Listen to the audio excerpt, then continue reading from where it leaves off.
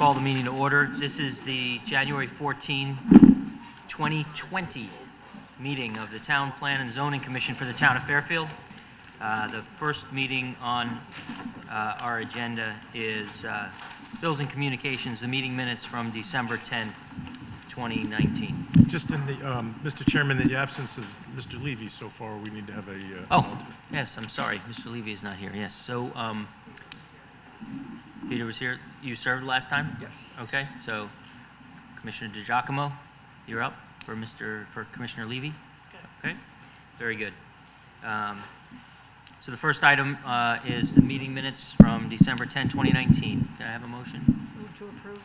Okay, motion to approve by Commissioner Francis. Second. Second by Commissioner Corcoran. Anybody have any comments on that? See any errors, corrections? I didn't. No? Okay. All right. So all in favor, say aye. Aye. Aye. Any opposed? Abstentions? Okay, the minutes are adopted unanimously. Next item are new applications to recommend a public hearing. The first is 78 Umpqua Place, zoning compliance application of Fairfield Station Lofts LLC for a 26-unit residential development pursuant to Section 830G of the Connecticut General Statutes.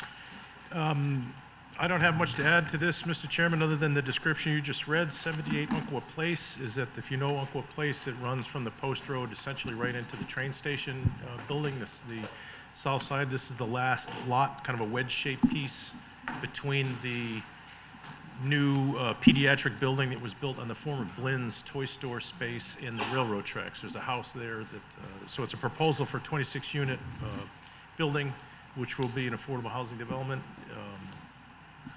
Recommending to public hearing. All right, very good. Public hearing is required. Move that we recommend for public hearing. So moved by Commissioner Corcoran. Second by Commissioner Brayman. Okay. Any other questions for staff or comments? Commissioner Levy. Hello. So Commissioner DiGiacomo here. You're off. Very good. All right. All in favor, say aye. Aye. Any opposed? Abstentions? All right. Move to public hearing unanimously. Next is 635 Mill Hill Terrace, special exception application of the Town of Fairfield pertaining to additions and alterations at Mill Hill School in the R3 zone. Again, pretty self-explanatory. The town is looking to do some renovations and additions to Mill Hill School. It does require public hearing. Excellent. Thank you. I move that we... So moved. Commissioner Corcoran. Can I have a second? Second. Second by Commissioner Francis. Thank you. So we've heard a little bit about this. This was in the plans that we saw some time ago, right, in phases? No?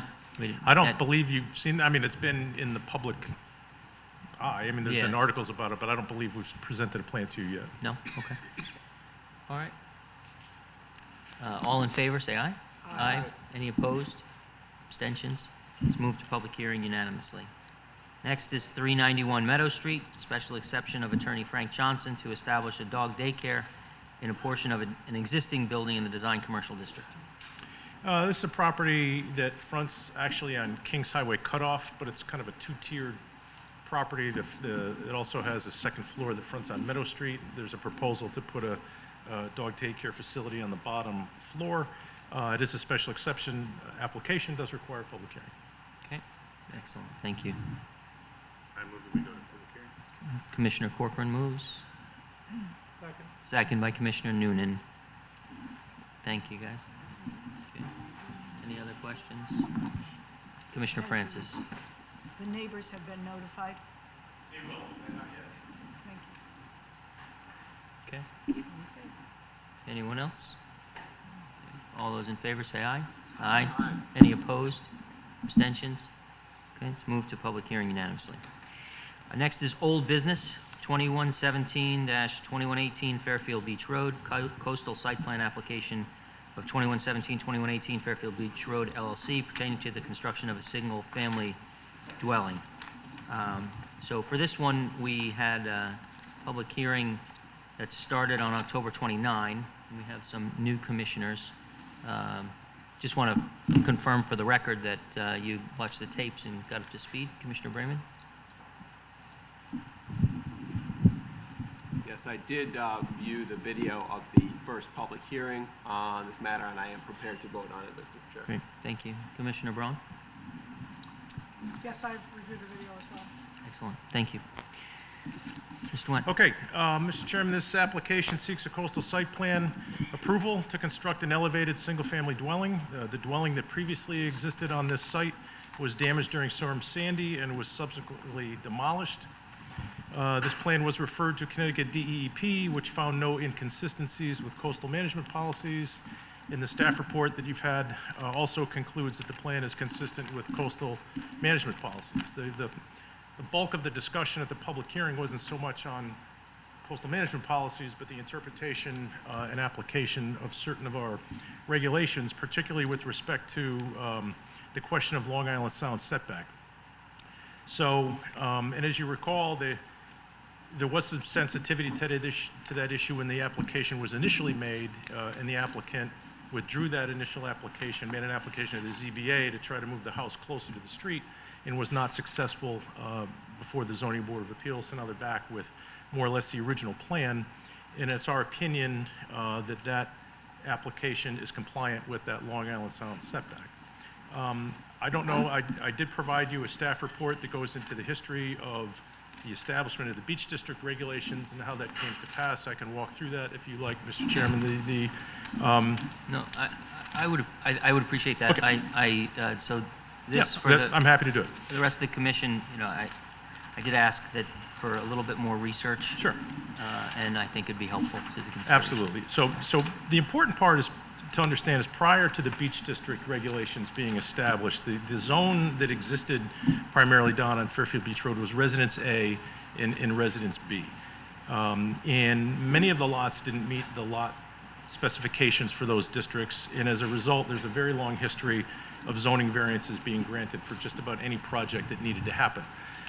So in one of the purposes and intents of the Beach District regulation was to craft a regulation that more closely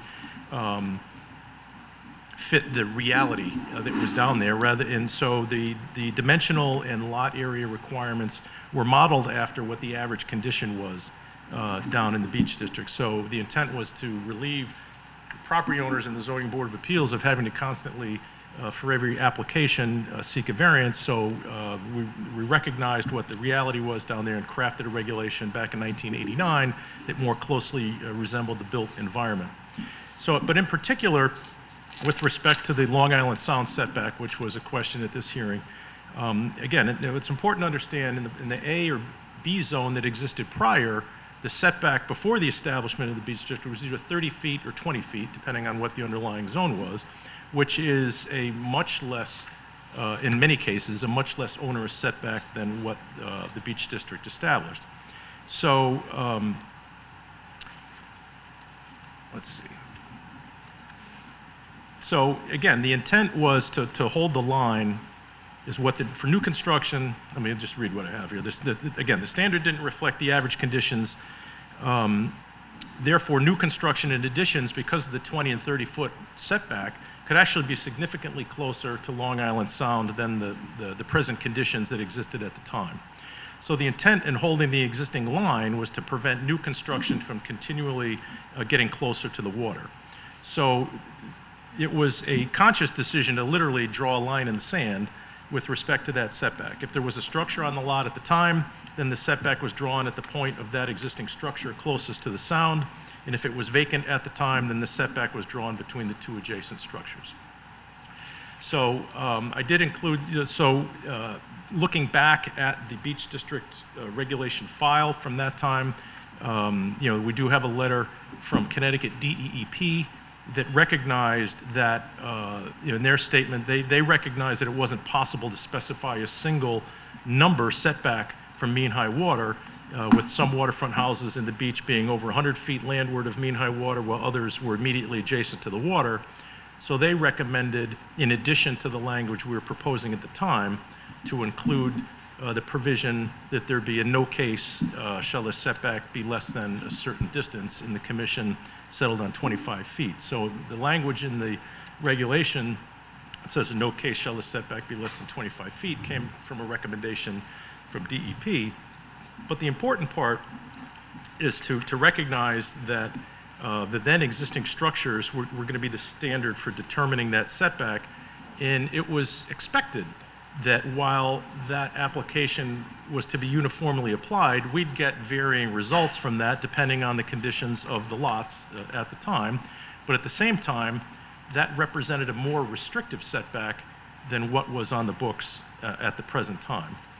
So holding the line of the existing structure at the date of adoption of the regulations has been the consistent application of that regulation since its adoption, including cases, and we've had many, in which the then existing structures were subsequently removed or demolished.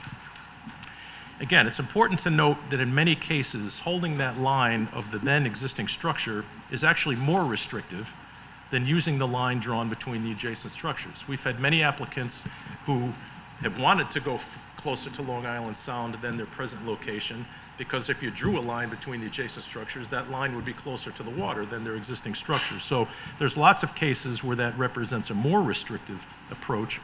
But this application is magnified because, as you can see from the exhibit from the hearing, it's a very uniquely located lot, being at the elbow, literally, of the beach, where the beach turns rather sharply.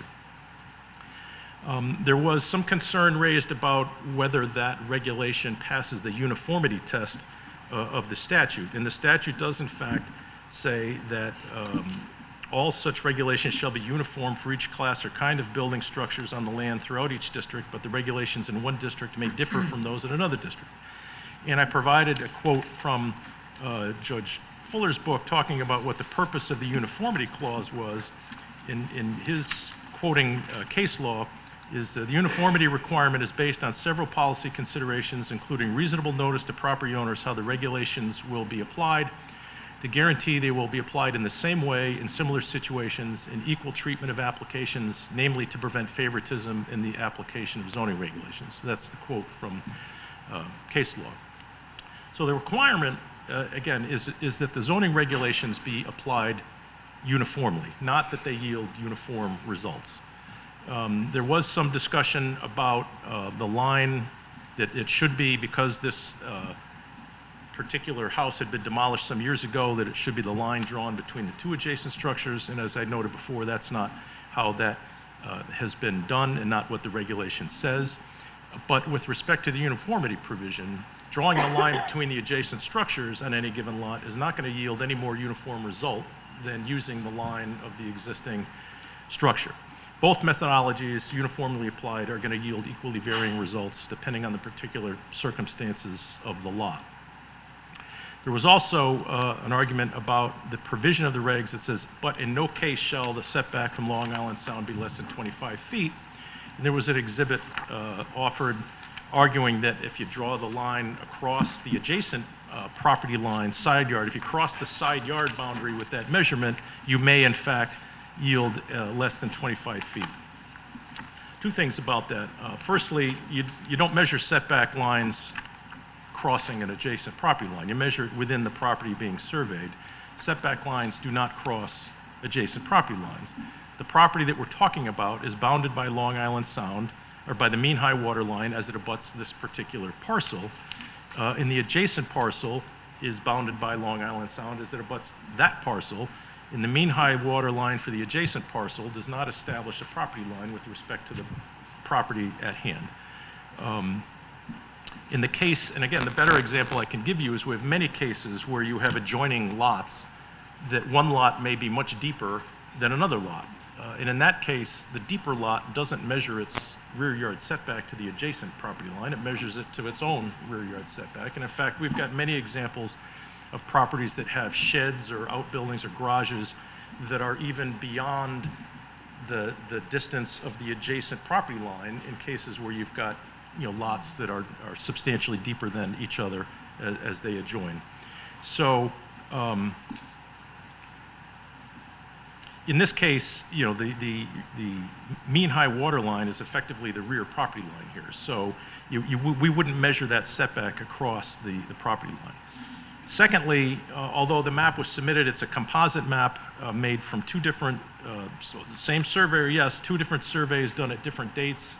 It's a cut and paste exhibit, so there's no way to reflect survey accuracy on that. They were done on differing dates, so there may be differences in the mean high water location, but in any event, as I described before, we wouldn't make that setback line across the side property line. So those are the issues that came up at the hearing, Mr. Chairman. As I said at the onset from this, it's our opinion that the plan is consistent with coastal area management policies, and it's also our opinion that the application complies with the relevant setback standards of the regulations. Thank you very much, Mr. Wendt. Appreciate that additional research, background, and summary. Commissioner Noonan? Move to approve. Okay. Motion to approve by Commissioner Noonan. Second by Commissioner Levy. Thank you. Commissioner Noonan, you want to start? Yeah, based on staff's conclusions and recommendations that it's consistent with coastal management policies and consistent with the regulations. So based on that, my own review and find it to be the same. Regarding the main issues brought up by the opposition, the setback, I think I made my position clear in the questioning that the setback is proper with the where it was at the time. The uniformity was not a very persuasive argument to me, and going across property lines, while creative at the time, I think even the council acknowledged that he said at the time, I just thought about this 10 minutes ago, led me to believe, even based with Mr. Wendt said, that it's not something that's seen as far as calculating setbacks by going across property lines. So just a summary of what we did, considering this was a long presentation, but I would approve this as it's consistent with coastal management and our regulations. Thank you. Commissioner Levy, anything to add? I agree. Yeah, you got to use the mic.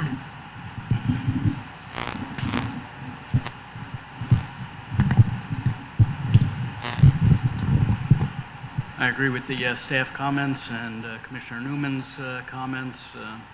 It is a unique lot. I've been by it. I can appreciate the concerns of the neighbors, and there was an attempt to, through the Zoning Board of Appeals, to address those concerns. But under the circumstances, it does appear to meet all the requirements for the coastal management policies and is consistent therewith and does meet the requirements of our regulations, particularly in terms of the setback. Again, the opposition exhibit, there's no way of even telling what scale that was used on that, so I looked at it on many occasions and again was unable to determine the accuracy of that exhibit. So based on everything we've seen, I believe it should be approved. Okay. Commissioner Freeman, comments? No? Thank you. I agree with the comments that have been stated. The application complies with coastal management policies. There was little argument that it did not. The question boils down, as others have stated, to whether the application and the project as proposed complies with our regulations. The regulations that were the subject of the most argument were as to the setbacks and to a lesser extent the coverage. Both of those regulations are keyed to 1989 and conditions that existed as of the date of the adoption of those regulations. And I believe that the applicant's explanation of both of the text of those provisions and their internal inconsistency and discussion of the legislative history of these provisions was persuasive that this application complies with those regulations. Very good. Anyone else? Commissioner Braun? My reading, Use the mic, please. Thank you. we had an interesting discussion last time about whether this is a vacant lot. In my opinion, this has been a vacant lot for 5 years, and it changed hands once. But my reading of 1112 is pretty black letter law. It says the minimum setback of buildings and structures from Long Island Sound shall not be closer than the front wall of the building existing as of the date of the adoption of these regs, or if a vacant lot, then no closer to the mean high water of Long Island Sound than a line drawn between the two closest front corners of the closest houses. that means the current closest houses. They don't mean go back and find every house that existed in 1931 and figure out where the lines should be. That would be ridiculous. To me, this is quite clear. It's a vacant lot. You have to draw a line between the two houses that are there now, and that's how it should be done. So I don't think this application complies with that regulation. Very good. I can respond, but then, Yes, okay, Commissioner Noonan? So, we saw in 1112 there was the two prongs which it mentions, the closer than the existing at the date of the adoption of these regulations or a vacant lot. So, as I understood, and I think Attorney Fallon represented, and I don't think it's been controverted, that at the date of the adoption, this was not a vacant lot. There was an existing building at the time, so it meets that prong. Or if a vacant lot, then no closer to the mean high. And your point is essentially what the opposition had said was, well, it meets that prong. The problem we have, I think, in reading this is it meets both prongs. And unlike we normally see, well, if you see a tax provision, either A or B, whatever is greater, whatever gives the greater outcome. This doesn't happen here. So my reading of it is, if it's an existing building, then at the date of the adoption, then you get the, the front wall, the existing adoption. Or if it was a vacant lot at the adoption of the regulations, then it's no closer than the mean high water level. That's my reading of it, because otherwise, if it is as you said and as the opposition said, we're left with meeting both prongs and not really knowing what to do. My interpretation, I think, is what staff is saying, and what Attorney Fallon, the applicant, says is you have to look at the date of the adoption for both of the prongs. And that's where I come by as far as it being in compliance. I think the placement of the comma in the sentence of "or if a vacant lot" means that what follows that relates to if it's a vacant lot, no closer than the mean. It does not say go back to the beginning. Going back to the beginning of when they were adopted is only for the first option, okay?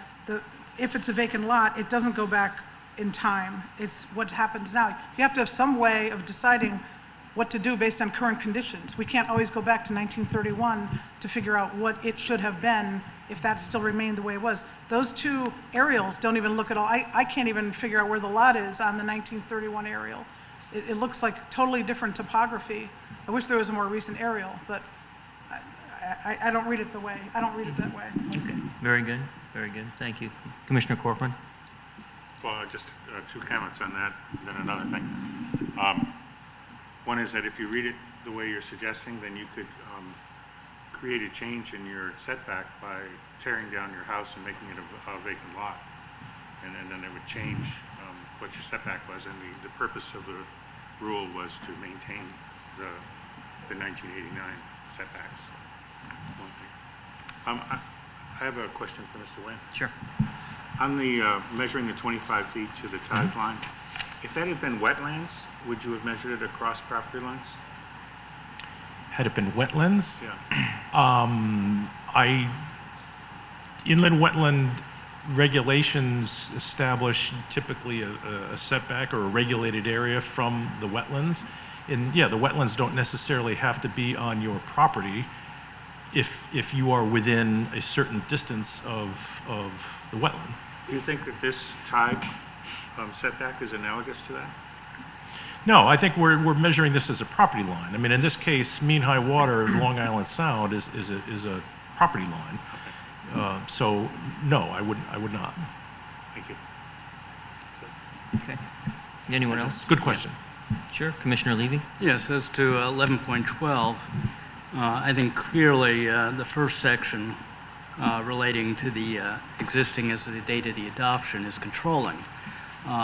Because we're dealing, I mean, no existing structure would need to then come in for any sort of zoning approval or changes. It's prospective, dealing with any future buildings. And at the moment that you knock down a building, To put up a new one, it wouldn't make it a vacant lot either at that moment or a few years down the road. This was prospective as to how far you could go. Conversely, it might even keep a building from being brought closer. It might have been at the date of the adoption, there was an existing building which was further back than the neighboring buildings. That one would be limited to the existing structure as of the date of the adoption. Thank you.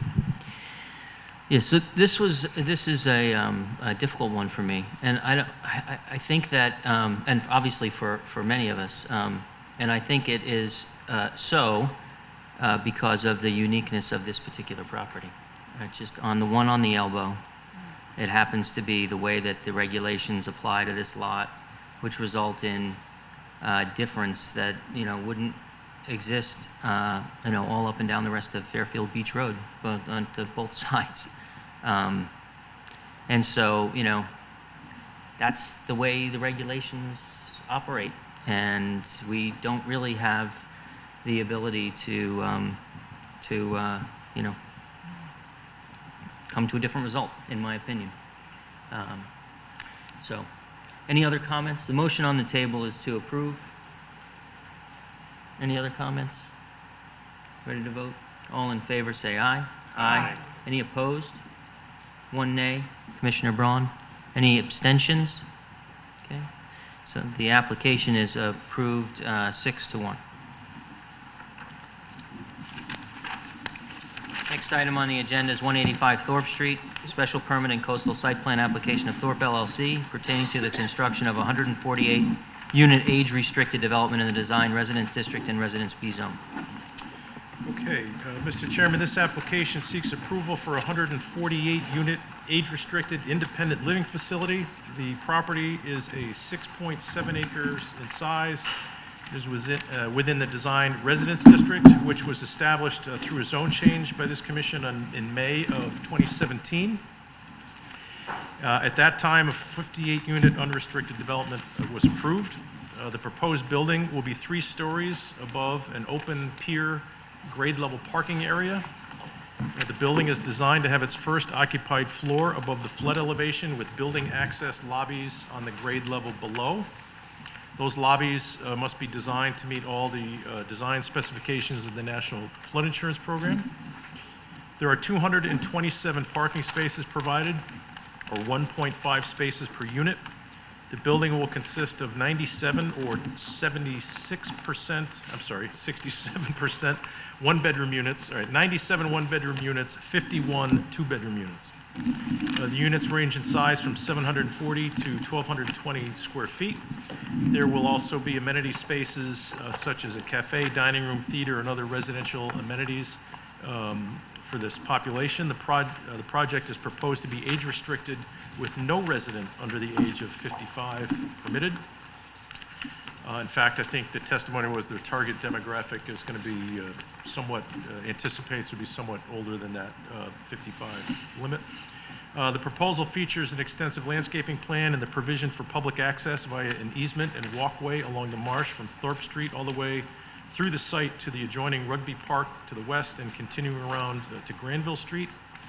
2 public parking spaces are proposed near the Thorpe Street entrance to the site. Sole access to this site is proposed via Thorpe Street with a gated emergency vehicle drive at Granville Street. The proposal includes the removal of the asphalt encroachment on a portion of the adjacent town property in the complete environmental remediation of this former industrial property. In March of 2019, the applicant received conditional approval from the Zoning Board of Appeals for several variances with respect to this proposal to increase the permitted total floor area from 50% of the area of the lot to 64%, to increase lot coverage from 20% to 23.3%, and a variance of section 10.6.7 to allow a lot size of greater than 4 acres and to establish a similar zone of this nature with this density within 4 miles of another such district. And lastly, to allow building height of 45 feet in lieu of the permitted 40 feet, mainly due to the flood elevation required here. There were several conditions imposed at that time by the Zoning Board of Appeals that included Number one, the building must be occupied by an independent residential living use restricted to residents 55 and over. 2, pre- and post-construction inspections of residential foundations within 100 feet of the property are required, with pre-construction inspection documented prior to the issuance of a building permit. They agreed to limit the hours for pile driving to 7 a.m. to 6 p.m. Monday through Friday. Construction vehicle traffic will be limited to Thorpe Street. Fencing around the property lines with abutting residential neighbors shall be privacy fencing. In addition, mature arborvitae and equivalent evergreens shall be planted as additional privacy barrier along the property lines with abutting neighbors. In the emergency only entrance shall be deed restricted for emergency use only. Pursuant to our regulations, 10% or 15 of the units are required to be deed restricted at below market rate, and that is the proposal here. Mark Barnhart raised a few minor consistency concerns with respect to the affordability plan that the applicant agreed to correct, which is not a heavy lift. So if this application should be approved, a revised corrected affordability plan should be made a condition. The fire department also requires that they have 2 feet of clearance on either side of the emergency access gate. So the 15-foot drive would need a gate width of at least 19 feet to meet the fire department specifications. We do have a report from the engineering department that the drainage system is acceptable as designed. There was general support for this project for those at the hearing, with some concerns raised for the visual impact for those that live on the far side of the marsh. There were some questions raised with regard to traffic, particularly from Mr. Reber. While generally supportive of the project, the thrust of his concern that there will likely be more traffic than the traffic report suggests. However, it was his suggestion that that impact would be acceptable given the opportunity that this project presents. So the considerations for the special permit are found in section 25.7.7. Should be familiar to you is the development shown on the site and architectural plans of such character as to harmonize with the neighborhood, to accomplish a transition in character between areas of unlike character, to protect property values in the neighborhood, preserve and enhance the appearance and beauty of the community, and to avoid undue traffic congestion. That is all I have at this time, Mr. Chairman. Thank you, Mr. Wendt. Going to have a motion?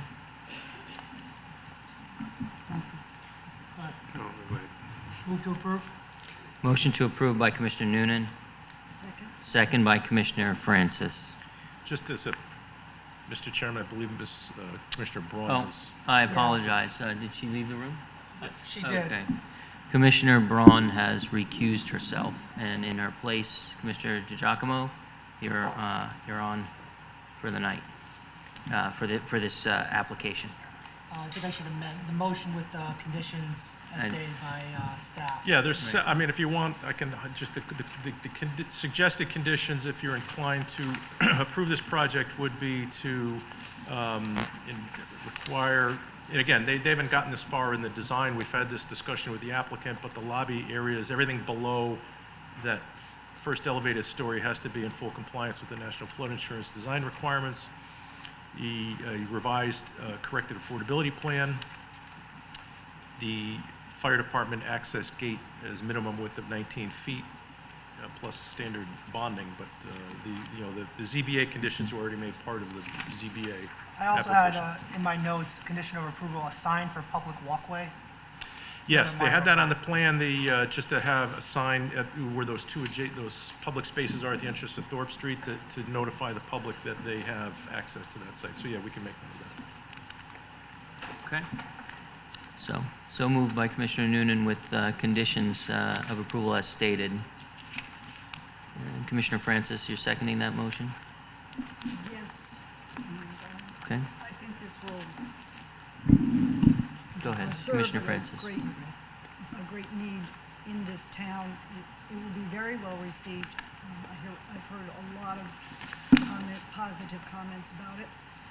And it's very attractive. I hope they will be able to incorporate, as some of our emails said, some more larger Palladian-style windows in the center rooms so that it won't have quite such a unified hotel look. And perhaps they can do that. And also, Commissioner Corcoran had mentioned an elevator at the other end. Do you still feel that way? It had two here, but not one here. So That's what she said. I had suggested that there was a section of the building that was a long ways from any elevator, Yeah, if you park but here. I don't think it was just my comment, my reaction, but I don't think we have, All right. that it's in our I purview. think it will be excellent for the town. Great, thank you. Commissioner Noonan, anything to add? Yeah, I thought it was a good application, a good use for the area. It seemed to meet the considerations for a special permit, harmonize with the neighborhood, certainly be a better transition than the industrial area, but vacancy that we have now should be, certainly either protect property values or maybe enhance, I don't know, but certainly protect them. And again, certainly a better use than what we've seen so far. The traffic caught my attention. The note I have was that it was the same level of traffic as a 58-unit project, this being a much higher for assisted living project. I appreciate Mr. Reber's education, things to consider in the future, but I don't think it's enough of an impact to change me from to a denial. So I would vote to approve. Thank you. Anyone else? Commissioner Bremen? Yes, I believe this application fulfills a number of important goals. As has been mentioned, it's an independent living option in Fairfield that would allow seniors to age in place, and it would allow more seniors to be able to stay in town and in the region. It offers environmental remediation to a site that needs it. It improves adjacent town property. It provides for public access.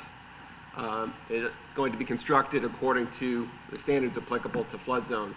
And it received support from neighbors. I think that it is a good application. It's good for our town, and I am in favor of it. Excellent, thank you. Anyone else? Commissioner Corcoran?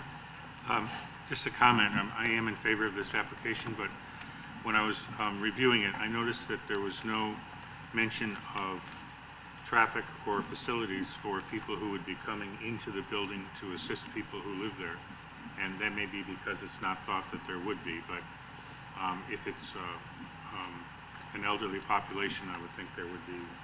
Well, it's being run by The Jewish the home. agency that Yeah. provides those kinds of services, and I didn't see any place for those people to have a space in the building or anything in the traffic study that accounted for those people coming and going. So I believe that the traffic report took numbers from the ITE for an assisted, for an age-restricted type of environment that would account for staff and other ancillary activities that would be, relevant to that kind of place.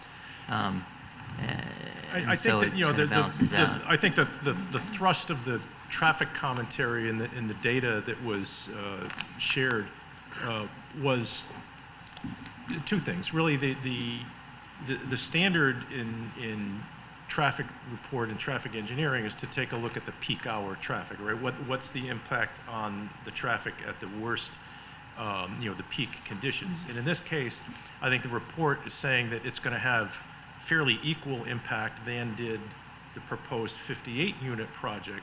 But, and that makes sense at the peak hour, but I think the other part of that testimony is, perhaps over the course of a 24-hour period, the entirety of the day, there may be more vehicle trips, perhaps, for this type of facility than a 58-unit market rate facility, but they're not going to occur at the peak times, which is the standard of review as a traffic report. Is you look at the peak hour condition, if you did a total traffic count 24 hours, you may have, and I guess that was the thrust of the comments, there's probably going to be more traffic than the previous proposal, but still it doesn't influence the peak hour condition. And that is the analysis that the traffic expert is engaged to perform. And I think that the comments are well taken, that analysis is not necessarily the best one for real world application where where the impact is over the course of 24 hours. We all live in 24 hours. We don't all live in the peak hour. And you know, it's applications like this that sort of exposed, I think, the flaws in that one standard fits all, right, for every project. You know, I haven't made much mention of this publicly in different applications, but you know, I share your frustration. You know, I look at certain areas around town where we have approved projects that have gone forward based on studies which, you know, the conclusion is this will have an insubstantial impact on traffic. And, you know, former commissioners whose names shall remain nameless used to say death by 1,000 cuts. You don't realize it until you've bled out. It's frustrating, and there are places in town where, you know, we feel it, and I hear it from folks, you know, around town. That having been said, I do agree with the general sense of the commission that that's not a reason to deny this application. This is a piece of land that is sorely needed to be remediated. The Fairfield land is being remediated. You know, Commissioner Brayman highlighted, you know, some key benefits and points. I'm not going to rehash what everybody said, but I do support the application for all those reasons. I will say, though, that you know, I think we all should be looking at the traffic impacts of these things with a closer eye and a little bit more critically to how, you know, incrementally these developments are going to impact, you know, our life in this town. So, with that said, I'll be voting in favor of it. Anyone else? Okay, are we ready to vote? Commissioner DiGiacomo, you're on. All in favor, say aye. Aye. Any opposed? Abstentions? The application is approved unanimously. Thank you. If I could say one other thing, I'm sorry, we just passed it, but I meant to mention this. I want to echo Commissioner Francis's comments about the facade and just the physical, the impact of the, right? If we can do something to address some of the comments about breaking up the, you know, that would be really appreciated. Okay? Thank you very much. Thank you. Okay. The next item on our agenda is compliances. 1177 Post Road, compliance application of Cleben Holding Company III, LLC, to expand seasonal outdoor dining and modification of a seasonal enclosure in the Senator Business Design District. Okay, Mr. Chairman, Malibu Taco is located on the first floor of a two-story building downtown, surrounded by the brick walk development that shares the first floor with the adjacent Webster Bank. Opened last year with an approval for 270 square feet of outdoor patio space. If you're looking at the building, it's on the right-hand side. This application seeks to expand that outdoor patio to include the area which is in front of the bank. As part of this proposal, they built a brand-new patio in front of the entirety of the building. They're using half. They want to use the portion in front of the bank. A variance was granted last month for an expanded patio on the condition that the expanded portion not be used during banking hours, and the applicant has agreed to that. They're primarily needing this in the dinner hour, not during lunchtime. They're also seeking to expand the interior space by 70 feet. No variance is required for that expansion. There was that was accomplished through this tenant taking over an office space which was in the basement. They use it now for restaurant storage, so that equalized the parking. There is in the warm weather months, there is if you're familiar with this building and it's on your drawing, there's a metal awning that projects beyond and below that awning there's an accordion folding glass door that they can open and close. And in the wintertime, they've kind of configured it so it's enclosed beneath that awning. It creates 70 additional square feet, and they've accommodated the parking for that. So we think that is in compliance, and they are mainly seeking the expansion of their outdoor patio space, which they got relief from by the zoning board of appeals. Very good. Thank you very much. Mr. Wen, can I have a motion? Move to approve. Motion to approve by Commissioner Corcoran. Second by Commissioner Brayman. Commissioner Corcoran? I have a question. If the bank ceases to be the tenant on the other side, what happens to this agreement? That's a good question. I think then, if you're concerned about that, we can modify that condition to be only used during the dinner hours versus lunchtime. I don't know, Webster has been there, they used to be the entirety of the floor, but you're absolutely correct that there's no guarantee that the bank will be the tenant, in perpetuity. I thought I saw something in the statement of intent, letter of intent, that they were under common ownership. Is that? The building is in the same ownership, but the business is not. That's my point. Yeah, I don't So- believe the business is in the same ownership as the bank. So No. the owner of the business would be willing to keep that? So it's this statement here, and maybe I'm not reading this.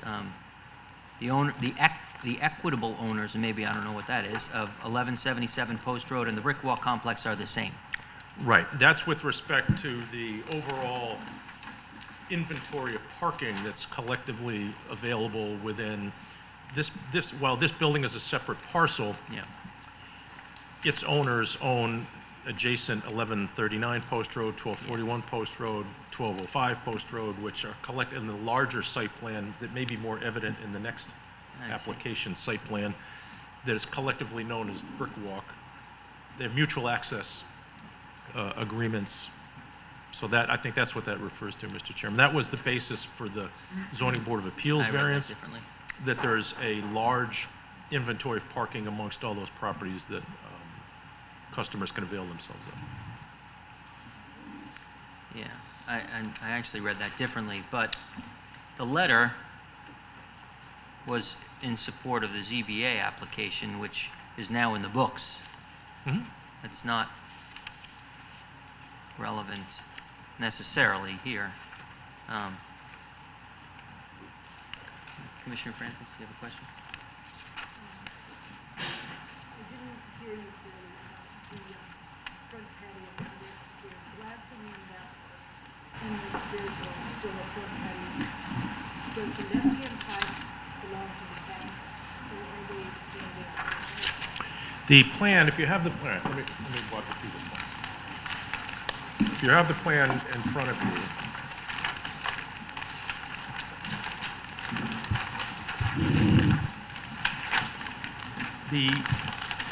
the existing seasonal patio is shown on the left-hand side of the drawing. On the right-hand side is a patio that is now unoccupied. It's in front of the bank. There is the bank entrance would be between the two halves of the patio, but it's not, the bank has no need for an outdoor patio. They don't occupy the space. So they're expanding across the whole thing. Correct. Well, except with the exception of the entry. Correct. They're leaving the width of that stair, as you look at the plan, they're leaving a common access point free, and they would expand into the other side of that patio on the other side of that. What's the total number of patrons? We don't measure the total patrons, it's 320 square feet, which would require 8 cars at 1 car per 40 square feet. Yeah. So, I mean, the building is,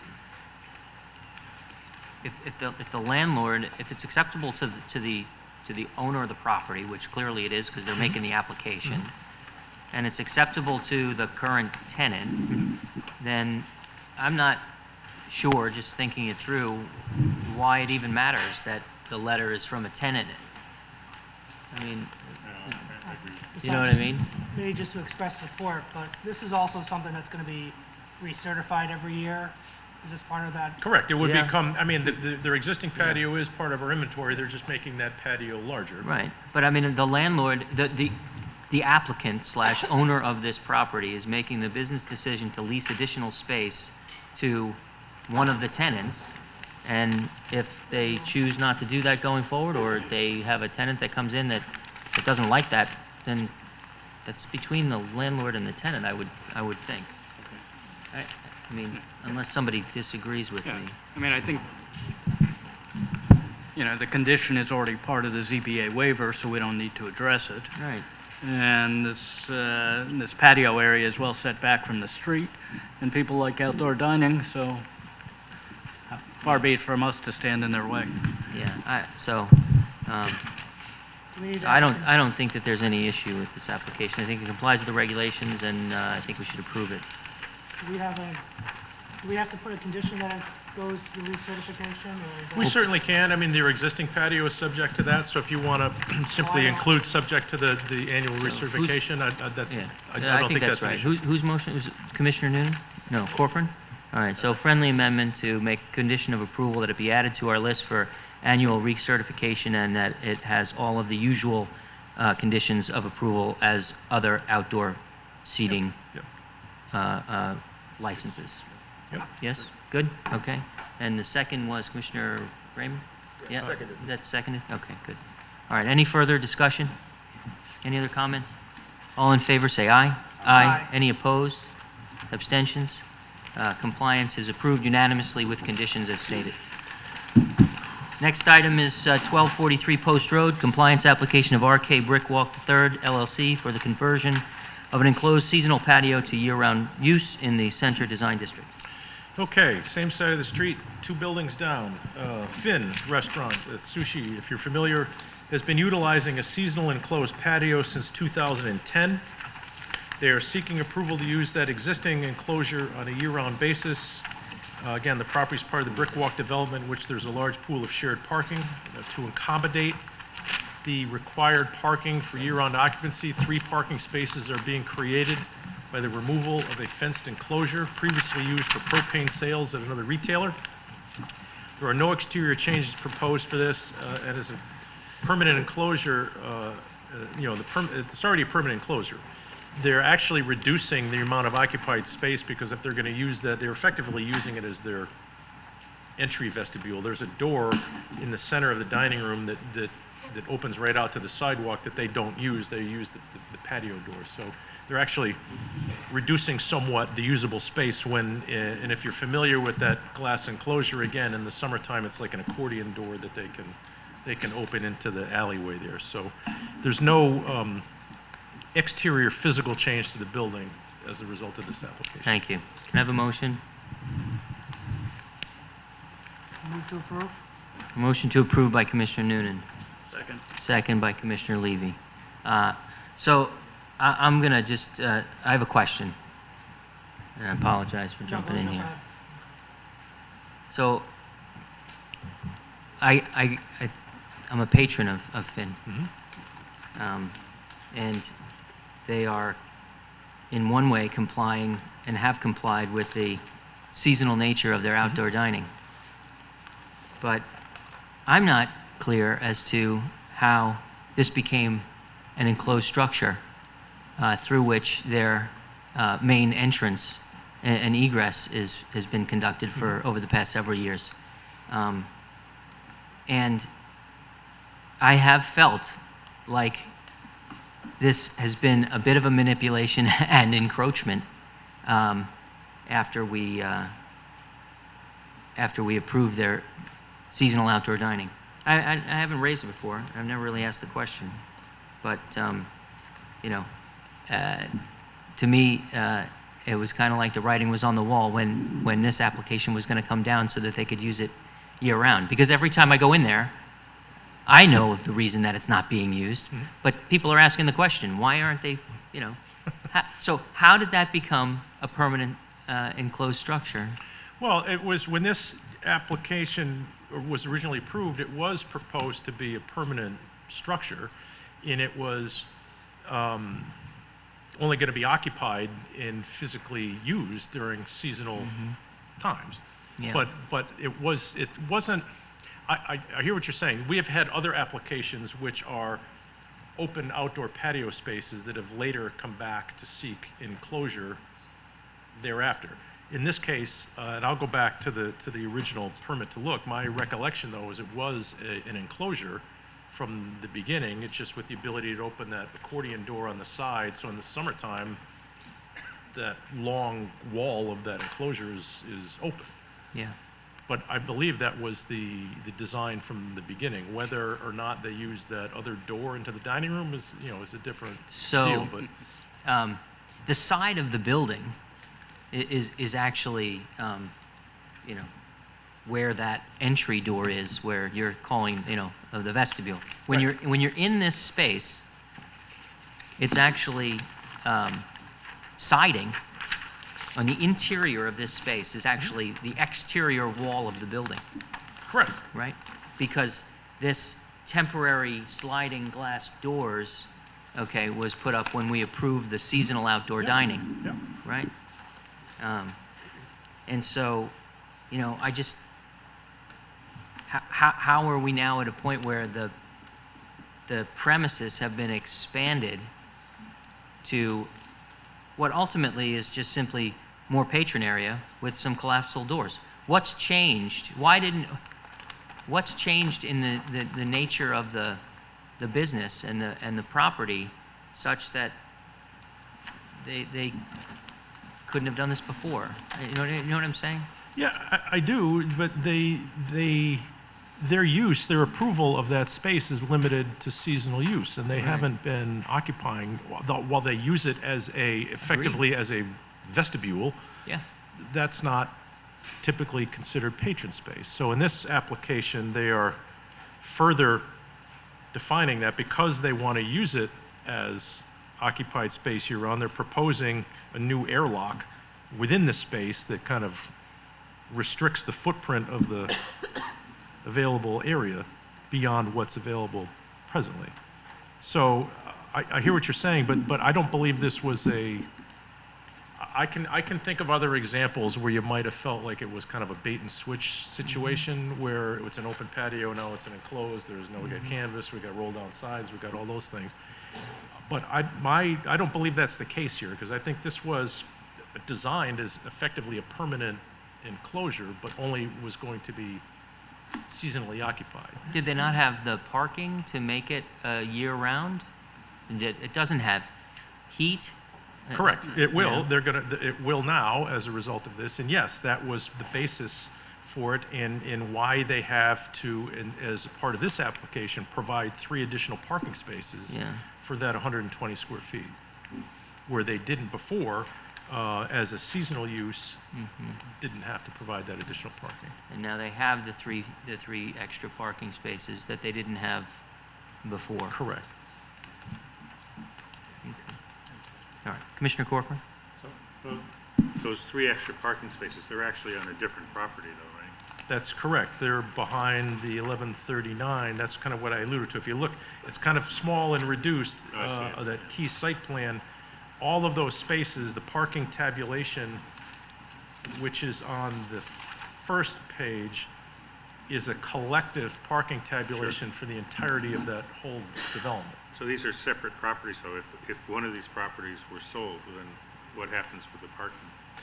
There's agreements in cross amongst, they may be different ownership entities, but all, as we get back to the equitable owners language, it's all the same effective parent ownership. So I think it would be very difficult to separate these out, but if they were, they'd have to come with the reciprocal agreements to use that adjacent parking. Yeah, and so I haven't seen those agreements, but I would presume they'd have to run with the land. They wouldn't be able to just cancel a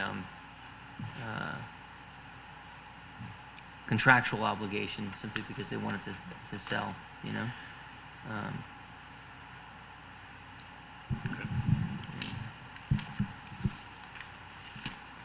Comments? Commissioner Levy? Yeah, I mean, in terms of the parking in that area, there are a number of restaurants, Sinclair, for instance, And while there are certain designated spots for certain tenants, by and large, all of that parking area is available for whether it be Finn or Sinclair or others. And as to the use of the property, I've also been a patron of theirs for many years. Clearly, that outdoor area, or sort of lanai, was only useful for seasonal use, being cold and unheated. And I assume the change here is that they're going to add some heat to it. So, Well, they're going to have to, because it's going to be... Yeah, they will. you It'll all know, be interior. They're going to have year-round. some. yeah. They're going to have a building permit, right? Or an occupancy. Yeah. So, okay. Any other comments or questions? Okay. Motion is to approve. All in favor, say aye. Aye. Any opposed? Abstentions? You're abstain. We have one abstention for Commissioner Francis. The compliance is approved 6-1, or 6-0-1. So that concludes our executive session. We'll move on to the public hearing next, but an item that is not on the agenda are some announcements that we've got. Mr. Wendt? Mr. Chairman, I'm pleased to follow up with the Commission and to the public in general. You will recall that we had a planning meeting back in November where we outlined our plan going forward for the update of our plan of conservation and development, which included a plan to do some public outreach workshops in the months of January and February. So we have locked down some dates for that I'm pleased to announce tonight. We're going to have 3 meetings, and the important part of that to know is they are going to be the 3 identical meetings, not 3. So what we're going to ask of you is to pick a meeting that works for you and attend. You don't all have to come to the same meeting, and we're going to ask that of the public. We're at 3 different opportunities for the same public input session at 3 different geographies. We are doing the first meeting 2 weeks from tomorrow, Wednesday, January 29th, up at Sacred Heart University West Campus. Tuesday, February the 4th, at Fairfield U, at the brand new Dolan School of Business Event Hall. And Thursday, the 6th of February, at Penfield Pavilion. So Wednesday, the 29th of January at Sacred Heart, Tuesday, February 4th at Fairfield U, Thursday, February 6th at Penfield. These meetings will be from 6:30 to 9:30. We are going to cram a lot of agenda into that. It's going to be a hands-on tabletop workshop exercises, and we are hopeful to cast the broadest net to get the most public participation. And it is our plan that, depending on the feedback and input we get from those meetings, will give us some more direction as to where we might have to take a deeper dive in particular subject matter subsequent meetings, depending on the feedback we get from the public. So we're very excited to announce this and roll this out. So within the next day, hopefully, we'll be issuing, updating our website, doing press releases through the Select Women's Office and so forth, and a big push public, through all of our distribution lists to solicit input and participation at these meetings. So we're very excited to do that. I want to thank Emmeline for a lot of the heavy lifting in this effort going forward, and we're very excited to get the conversation started. Good. Well, thanks very much. It's the next big step in our effort to comprehensively update our so-called master plan, the plan of conservation and development. I would like to be clear and communicate effectively that this is not the last of the meetings, right? These are the first of the meetings. And these 3 meetings are going to be the same, so that you don't have to attend all 3. Pick one. Please do come, as many of you as possible. Pick one, come.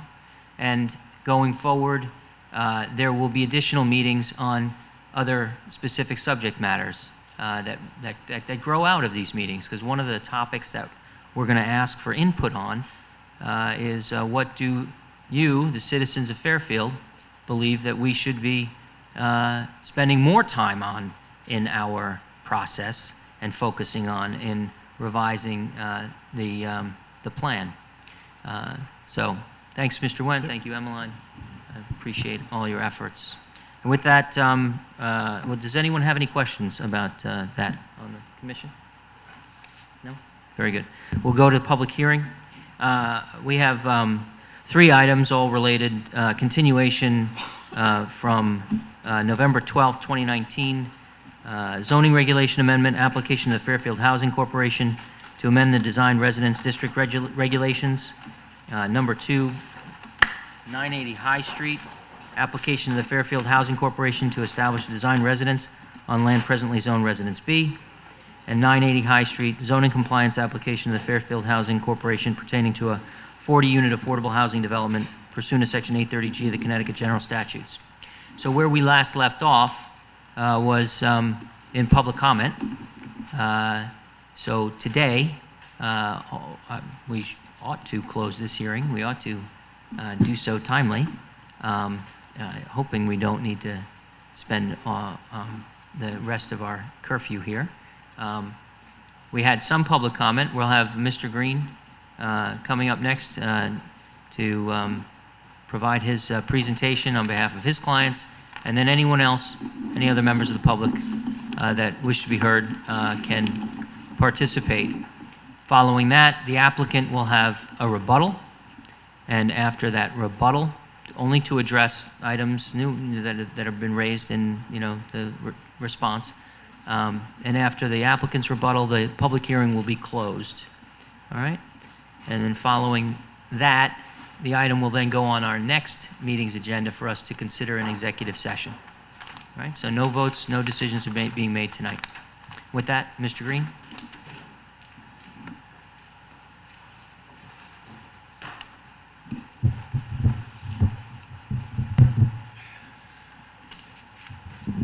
Thank you. Good evening, Mr. Chairman, members of the commission, staff. Once again, my name is Joel Green. I practice law in Bridgeport with the law offices of Green and Gross. It's my pleasure to appear before you again this evening on this application on behalf of Fairfield Neighbors United, which is comprised of residents of Fairfield living on High Street, Oakwood Drive, Country Road, and beyond. And I specifically also appear before you this evening on behalf of the interveners, Barbara Pace and Catherine Allen. First and foremost, I want to thank the Commission for your courtesy at the last session in allowing a continuance and keeping the public hearing open to allow the parties to have some opportunity to speak. We have spoken with the applicant. We have had some productive discussions. We look forward to continuing to speak with the applicant. And I'll leave that at that. I guess to start off with, and I have to comment on this, and I will follow up with it in the course of my presentation, is as you are aware, this application and the proposed development was the subject of an application for a wetland permit to the Inland Wetland Agency, the Conservation Commission acting as the Inland Wetland Agency to be specific. That application was denied. There was some dialogue after that in terms of the ability of the applicant to proceed at zoning without the benefit of a wetland permit. I'm sort of reminded of, I used to say to my kids sometimes, well, you can, but you probably shouldn't, when they'd ask me to do certain things. And I will get into that in the course of my presentation this evening. I'd like to offer a few comments in general about the application. And I guess there's this tension created because we all recognize the need in all of our communities in Connecticut for affordable housing. And there was a famous article written by a first selectman, I think he was one of the towns out east, who said, "Show me a town with no young people and I'll show you a town with no future." And among people who need affordable housing are obviously young people getting started, and obviously there's a wide array of people who need affordable housing everywhere in Connecticut, and it's an issue that we are tackling. And as I've said to this commission many times before, We are a town with a lot of heart. We take care of our old, we take care of our young in Fairfield, and we take care of those in need, and we are making great strides towards meeting the need for affordable housing. But I'm also reminded that our zoning regulations and the zoning regulations that this commission adopts are an expression of what is just, fair, and reasonable in terms of the use of land in Fairfield. And these are with careful deliberation over the years, we have this evolving body that is our zoning regulations. And so we run into this conflict with the need for affordable housing and the regulations we have that are just, fair, and reasonable. And certainly there are some balancing that this commission has to do with all of these applications. And with all due respect to the Housing Authority, and despite kind of a pretty slick presentation with belt and suspenders and a lot of duplication, this is another project that unfortunately, in my view, really gives affordable housing kind of a bad name, in my view, because it's a development that really is so out of character in this neighborhood in terms of its density, in terms of its massing. It disregards the scale of the neighborhood. It's more dense than anything in the area, and it's a real problem. And I question whether there's anyone in this room who doesn't truly believe that this development is too big, too dense on a site of this size. And I know the applicant has spent a lot of time on their presentation talking about Pine Tree and the success of Pine Tree. And as my clients constantly remind me, this is not Pine Tree. It is different than Pine Tree. It starts different than Pine Tree. Pine Tree was a blighted property. It was a blighted site that was converted successfully to affordable housing. In stark contrast, as the commission is aware, this is a piece of former farmland. It's open space, and this is a project that will change the character of this neighborhood forever if it were to be approved in its present form. It's taller, bulkier, and more imposing on the neighbors than any other property in the area. And once again, it'll change the character of the neighborhood forever. Now, a few nuts and bolts. The first thing that struck me with respect to this application is there, amongst the applications, is an application for a text change. Notably, the applicant did not make any presentation on the text change. There was nothing presented that addressed why the text should be amended to permit this application. And, you know, it's interesting because, and I'm not going to go into it because I don't want to open the door to any rebuttal, as the chairman is well aware, and as I've said many times, and I know from experience, the rulings of this commission and the proceedings are governed by the rules of natural justice and fundamental fairness. The applicant had an opportunity to make their presentation. We're well into public comment, and so I would urge the commission not to permit any new material or material that the public cannot respond to in the course of rebuttal. But once again, nothing was offered. I am not going to address anything regarding the text changes except to say one thing. The proposed text amendment is generally out of character with the zoning regulations, and it's incongruous because, once again, as this applicant, or as a project, the Pine Tree project did, I find it incongruous to reference an individual property in a zoning regulation, in a book of zoning regulations, which are rules of general application in zones. And beyond that, I will not address the nature or character of the zoning text amendment or the zone change any further.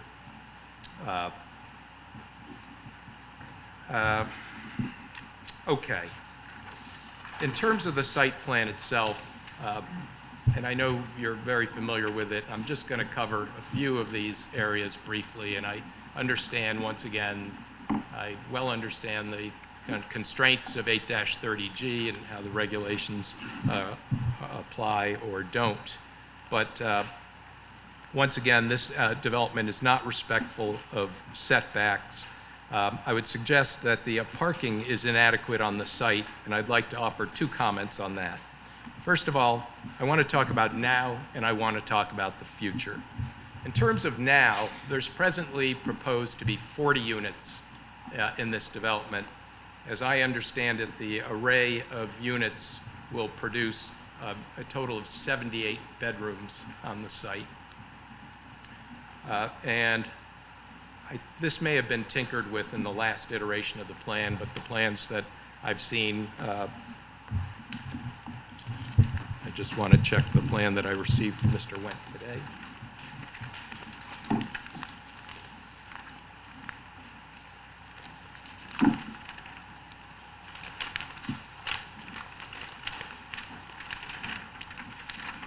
So I would happily be corrected, but as I understand it, there's 50 parking spaces on the site. And I would suggest to you that that is not sufficient, and it is it's just too few spaces for that number of bedrooms. And if you have any questions about the density and the lack of parking, you can look at something, for example, like snow removal in terms of this parking area.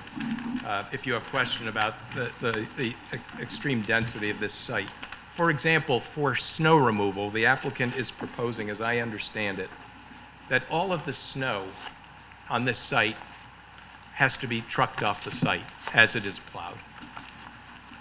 And there's no room on the site right now for a snow shelf.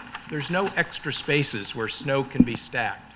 So what the applicant is suggesting is every time it snows, a truck has to come with a loader and be filled into a truck and trucked off the site. That demonstrates the extreme density of this site. And it's not going to work as a matter of common sense. And I understand the applicant has had experience with this, but it's a big job to bring a loader to the site, to drive it over this porous pavement parking lot, put it into trucks and so forth. Then there's the notion of this structured turf. Is that similarly going to be plowed?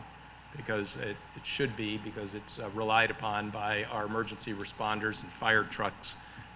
And therefore, if we have snow, as we've had in some winters in the past, certainly that would be a problem. And those kinds of operations are noisy, they're inconvenient, and I would suggest that they're dangerous. They prevent site circulation during snow operations, and I really don't think it's workable. But I also want to talk to you about the future, because 40 years from now, these affordability restraints will expire under the statute. And 40 years seems like a long time, and but as I look back now, I look at Fairfield Beach in 1980, and if you look at the Fairfield Beach of 1980 and how it was occupied in the month of January of 1980 and how it's occupied now in terms of permanent homes, how people live, these things, I mean, time flies when you're having fun, I guess, but the point is the affordability guidelines will expire, and you have, at that time, you will have these 1-bedroom, 2-bedroom, and 3-bedroom units potentially at market rates.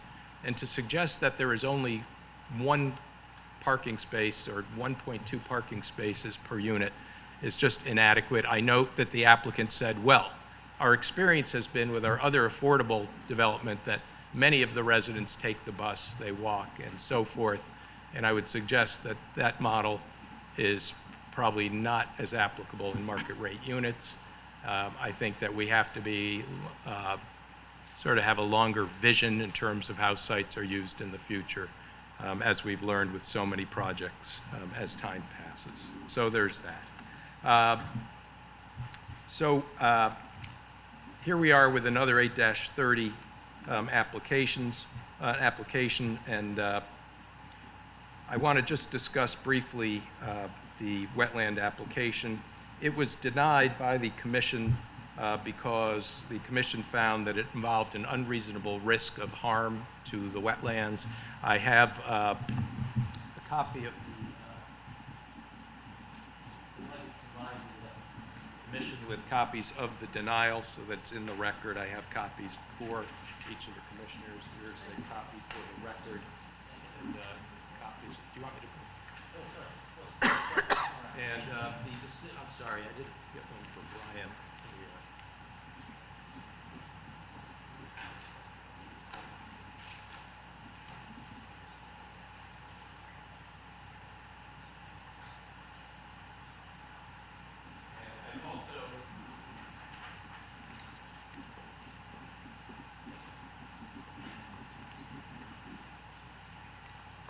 Similarly, I have copies of the interim recommendation for denial that was prepared with respect to the application that is specifically referenced in the denial letter.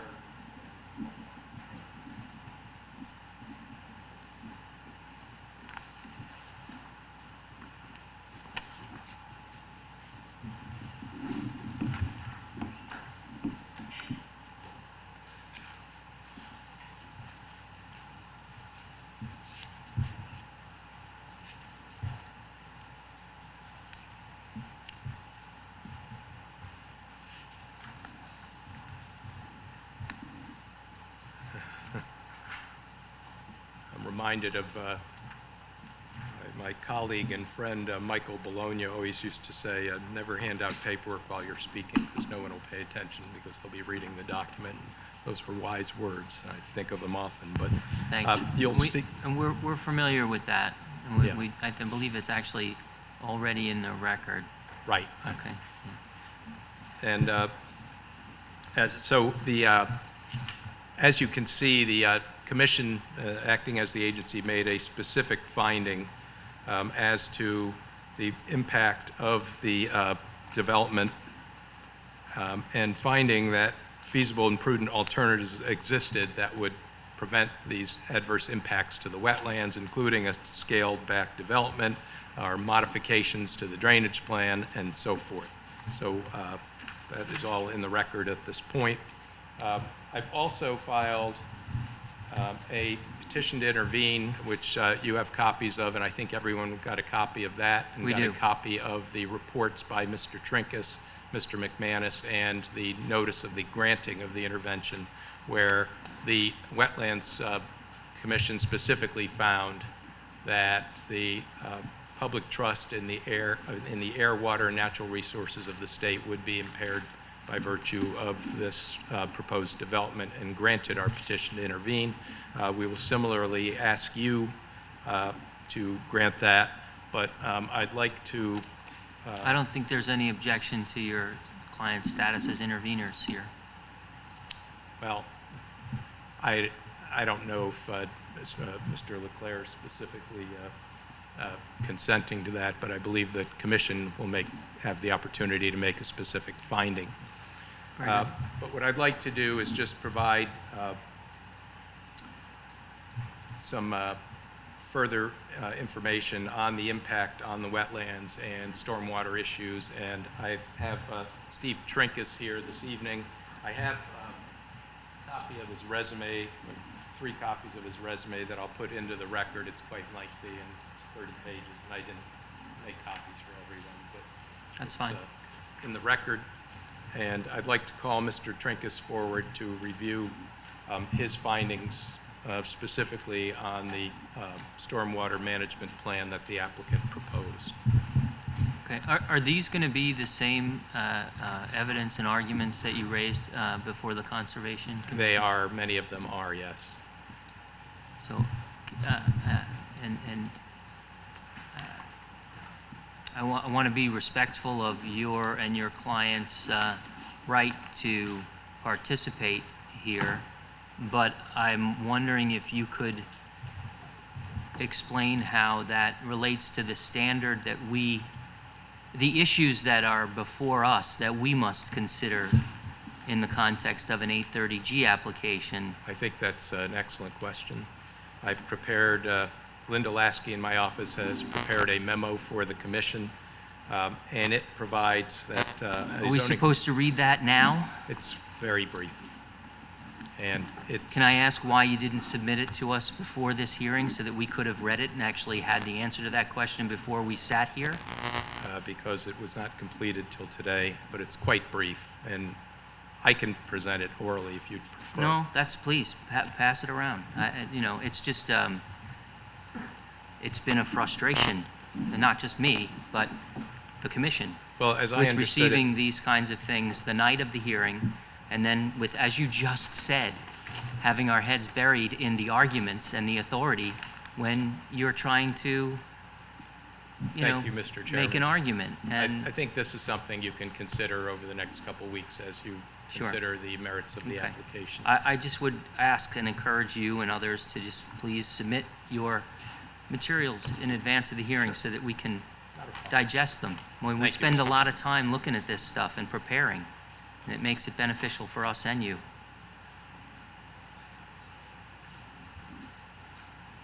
In essence, Mr. Chairman, this memo provides Connecticut law says that a zoning commission may lawfully deny an application for affordable housing if necessary to protect substantial public interests in health, safety, or other matters. Other matters that may be considered by a zoning commission include the public interest in preserving and protecting environmental resources. And the application sets forth the standards that the commission can apply based on Avalon Bay, citing River Bend, and courts have recognized that substantial public interests other than health and safety include the protection and preservation of environmental resources. And it cites Carr versus Planning and Zoning Commission, which is the same authority that allows the applicant to proceed on this application this evening. In Carr, the court stated that where the application involves land regulated as an inland wetland or watercourse, the zoning commission must weigh the likely harm to environmental resources against the need for affordable housing. Christian Activities Council congregation, court held that denial of affordable housing application was proper where record contains sufficient evidence that approval would harm the public interest in preserving open space. Public health and safety includes environmental factors, Smith versus Zoning Board of Appeals. Judge Berger found in United Progress versus Stonington that recognizing substantial public interest in preserving environmental resources, including historic value of neighborhood and coastal resources, Right. and same to So open space and so forth. And I appreciate that. The Conservation Commission denied the applicant's application for approval of this project. Correct, That is currently on appeal to the Superior Court. correct. So if that gets overturned and the Conservation Commission is ordered to grant the approval, how is it that we can sit in judgment on those same conservation issues? Because you can independently find that in balancing the need for affordable housing, this commission can balance the need for affordable housing with the harm to air, water, and natural resources based on this case authority. And that's why I have Mr. Trinkus here today to go beyond what is in the wetlands decision, which I believe is compelling. And I believe the report that you have from Mr. McManus is compelling, and you already have Mr. Trinkus's report. But I think that it would be helpful to this commission, and I think it's important that I make a record and have Mr. Trinkus here to show the flaws and defects in the stormwater plan. Okay. And so, in a nutshell, we're going to hear the same evidence and argument that was presented to the Conservation Commission, and your request is that we consider that in the context of whether those issues outweigh the need for affordable housing Correct. in Fairfield. Correct. As opposed to the commission, the Conservation Commission's determination that it simply was a harm to the Protecting the protecting jurisdiction is environmental- the impact right. on the inland The wetlands. impact on the resource. Correct. Okay, And excellent. This commission, certainly, even with the record of the inland wetland before it, this commission may have questions that inland wetlands did not ask on that basis. And so that's why I think it's an important presentation. Thank you for that explanation. I appreciate that. Thank you, Mr. Chairman. And Mr. Chairman, point of order. I Yes. don't know if did I get this Commissioner stuff? Braun? I don't know if I have all this material, the intervention. I just got what he handed out today. Is there any extra copies floating around of the intervention? I have extra copies of the, I'm sorry. Thank you, I apologize.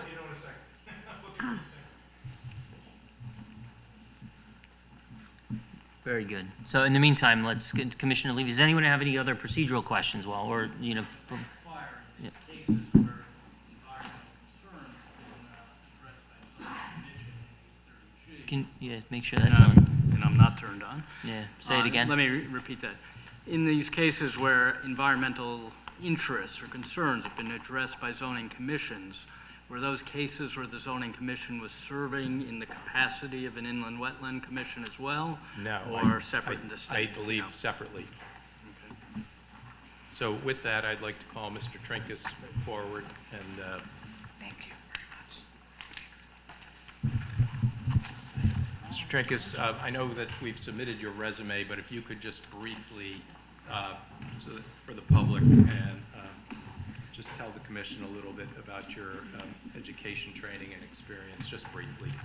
Thank you. Good evening, members of the commission. My name is Stephen Trinkus. I'm a licensed professional engineer with an office in Southbury, Connecticut. I'm licensed not only in Connecticut, but also the state of Maryland. Briefly, long time ago, graduated University of New Hampshire with a degree in forestry, worked in surveying and engineering, became licensed in '88, and been a sole practitioner in civil engineering since that time. I'm also an expert in low impact development, which is a focus on water quality and runoff volumes. And as the applicant is proposing several LID, as it's known, systems on the site, my expertise is very applicable. We did a letter, you have it September 25th, 2019, that was submitted to wetlands. I'm just going to highlight stormwater is a part of planning and zoning. It's also a part of wetlands. Wetlands looks at it as far as impacts to the aquatic resources, whether they're going to adversely affect them. From a planning and zoning standpoint, stormwater becomes applicable because uncontrolled stormwater leads to flooding either on the subject property or off-site properties, and that clearly is a planning and zoning issue in my experience. The applicant is proposing two basic lid systems. They're proposing several rain gardens for roof drains, and they're proposing that the parking spaces be permeable asphalt with the travel lane in the center being standard asphalt. They're proposing to discharge some roof water directly into this permeable pavement system. Now, PP, as we call it, is defined in our 2004 Stormwater Quality Manual, which the state of Connecticut put out. It is termed a guidance document, but since there are no specific standards in Fairfield for permeable asphalt, then the manual is the default document. It requires a 3-foot separation from the bottom of the permeable section to groundwater. The applicant's plan provides less than that, substantially less, in some cases only 1.5 feet. In addition, the way they're proposing to build it is they clear the site, they're going to put in the base section for the permeable asphalt, which is a deep gravel layer of about 18 inches, and then you have other layers up just below the pavement. And they're going to put a layer of millings on it to, quote-unquote, protect the underlying gravel layers for infiltration. But now you're going to drive all the construction equipment over it. I don't need to tell any of you how heavy a concrete truck is. The weight is on generally 6 tire points. So those, the loose millings are not going to support the weight of the vehicles. And what you're going to have happen is you're going to compact the underlying layers of permeable asphalt, which are designed not to be compacted because you want water to infiltrate through those systems. So the timing of the construction is going to compromise the system to the point that it's not going to work. Additionally, the manual states that permeable asphalt is to be located in what's termed Class A or B soils. A soils are simple, they're sand and gravel soils. B are very sandy loam soils. Even with the applicant's soil testing on the site, you have indications of hard pan at various levels. This is really a Class C soil.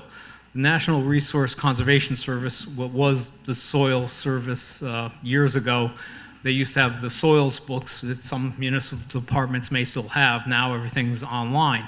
But this also calls out the soils on the site for being very restrictive for infiltration practices.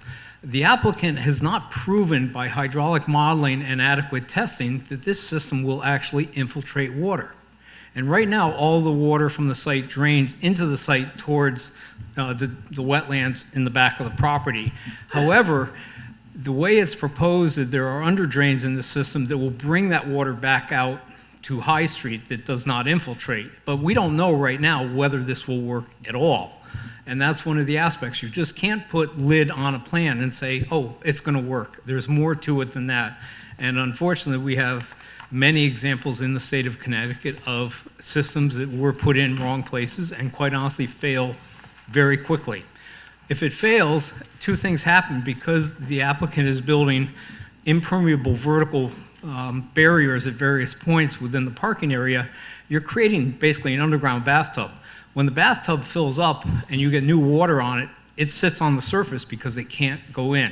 So now you have either surface flooding, or if we, I guess, had a real winter, which we kind of have not had recently, the water on the surface will freeze, and now you have an icing condition, which is a safety issue. The rain gardens near some of the buildings on the, I guess would be the left-hand side if you're going into the site, are located very close to the building. They're also proposed to be built in the first phase.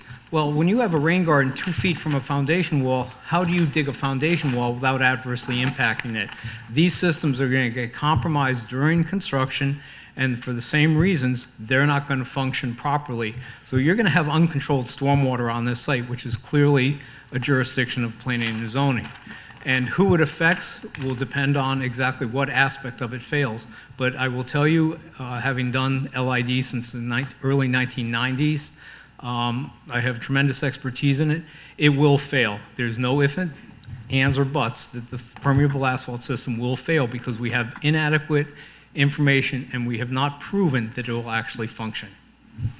Thank you. Okay. I'll be happy to answer any questions you may have. Thank you. Are your conclusions as to harm to the environmental resource dependent on the failure of the system? In other words, if the system works as it is designed, will there be harm to the environmental resource?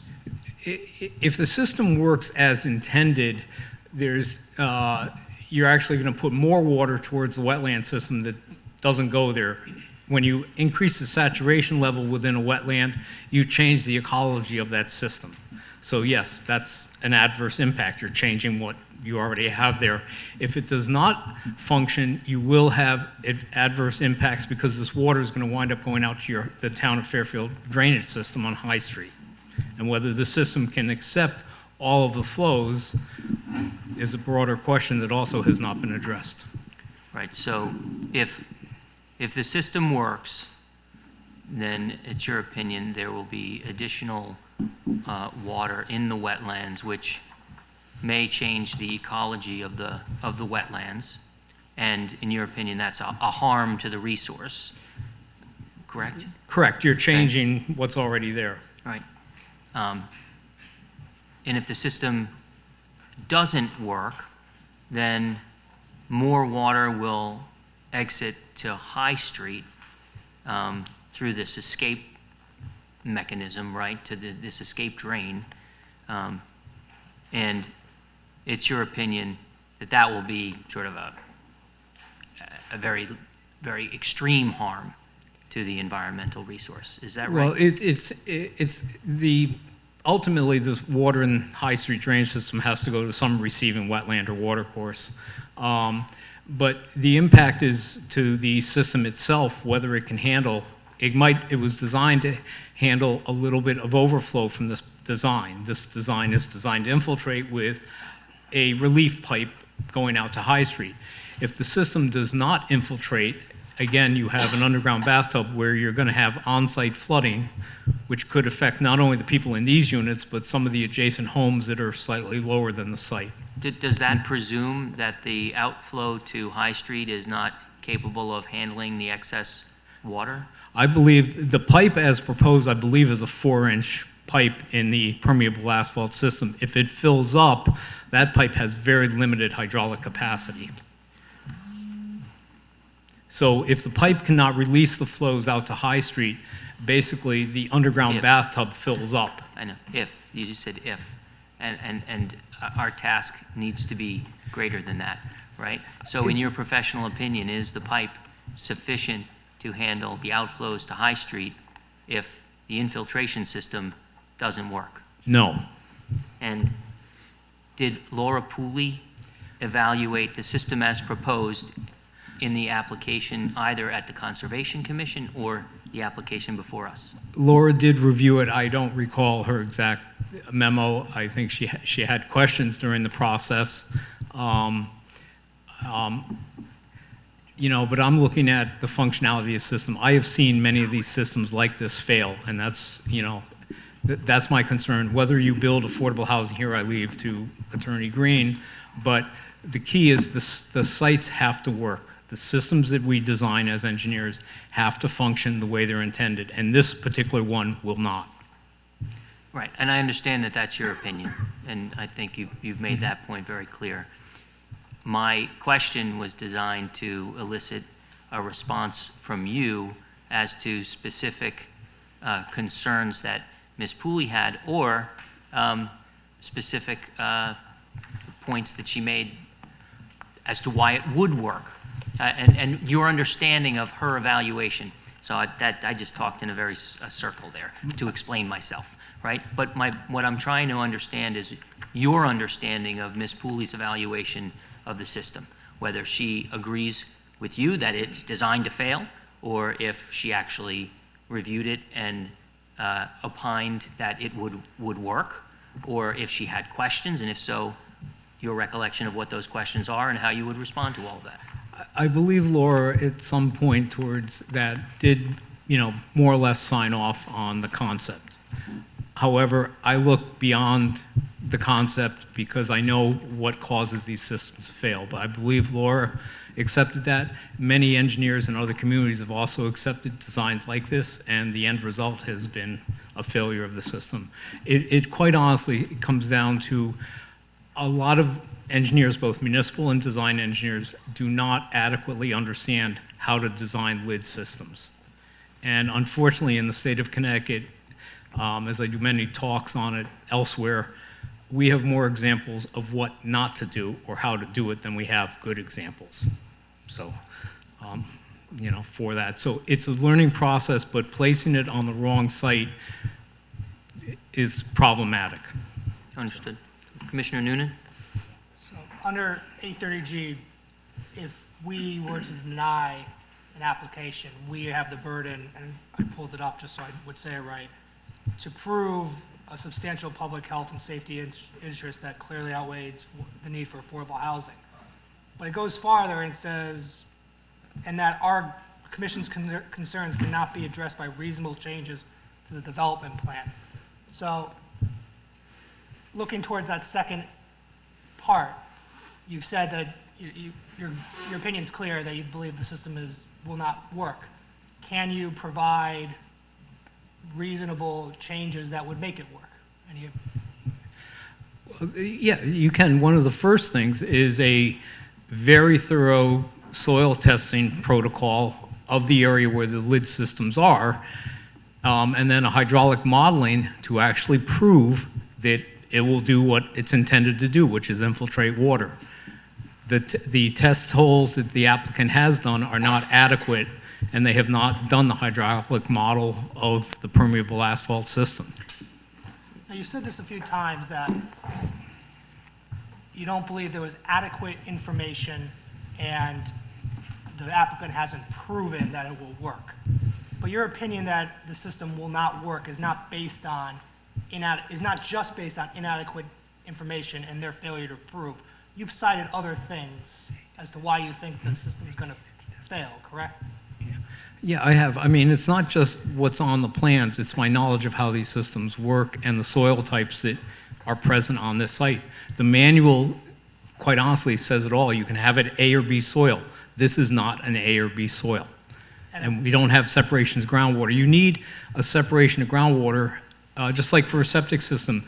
You need a separation so that the effluent from your house has somewhere to go. If you get too close to groundwater, there isn't the ability of the ground to take that water and absorb it. And with permeable asphalt, every drop of rain that falls in that area, and I believe from the aisle, it's being pitched to the permeable pavement, all of that water has to infiltrate. And if it can't disappear faster than it's going in there, it backs up.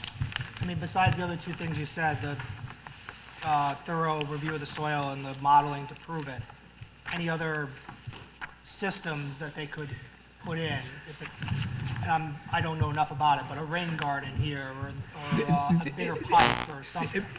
The answer is no, that's fine, but you're up here saying that the system is designed to fail, which is fine. I just need to know, is there reasonable changes that can be made? Can I just piggyback onto your Sure. question? So I think the question becomes, for example... Could you just make sure you're talking into the mic, please? Yeah, again, Joel Green for the record. As I understand the question is, are there reasonable modifications that could be made to the plan that would cure some of the infirmities? And one of the things that I was going to address in my presentation after Mr.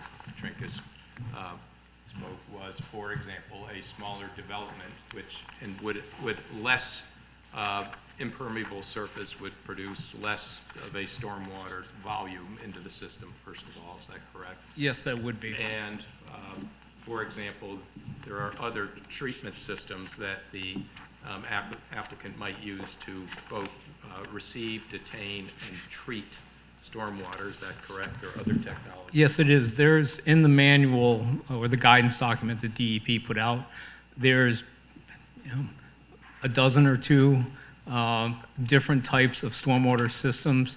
You address water quality, you address volume, and you address detention. So with a smaller area of impervious cover, you gain more land area for one of these alternative systems. So there are different systems you could use on this site, but as currently proposed, there's not enough land area to do some of them. So your reasonable changes to address these issues, these other systems that you mentioned, would require a less dense development? Less impervious cover. If you have a large building footprint, you can go smaller and go up. But you need less surface coverage. Okay.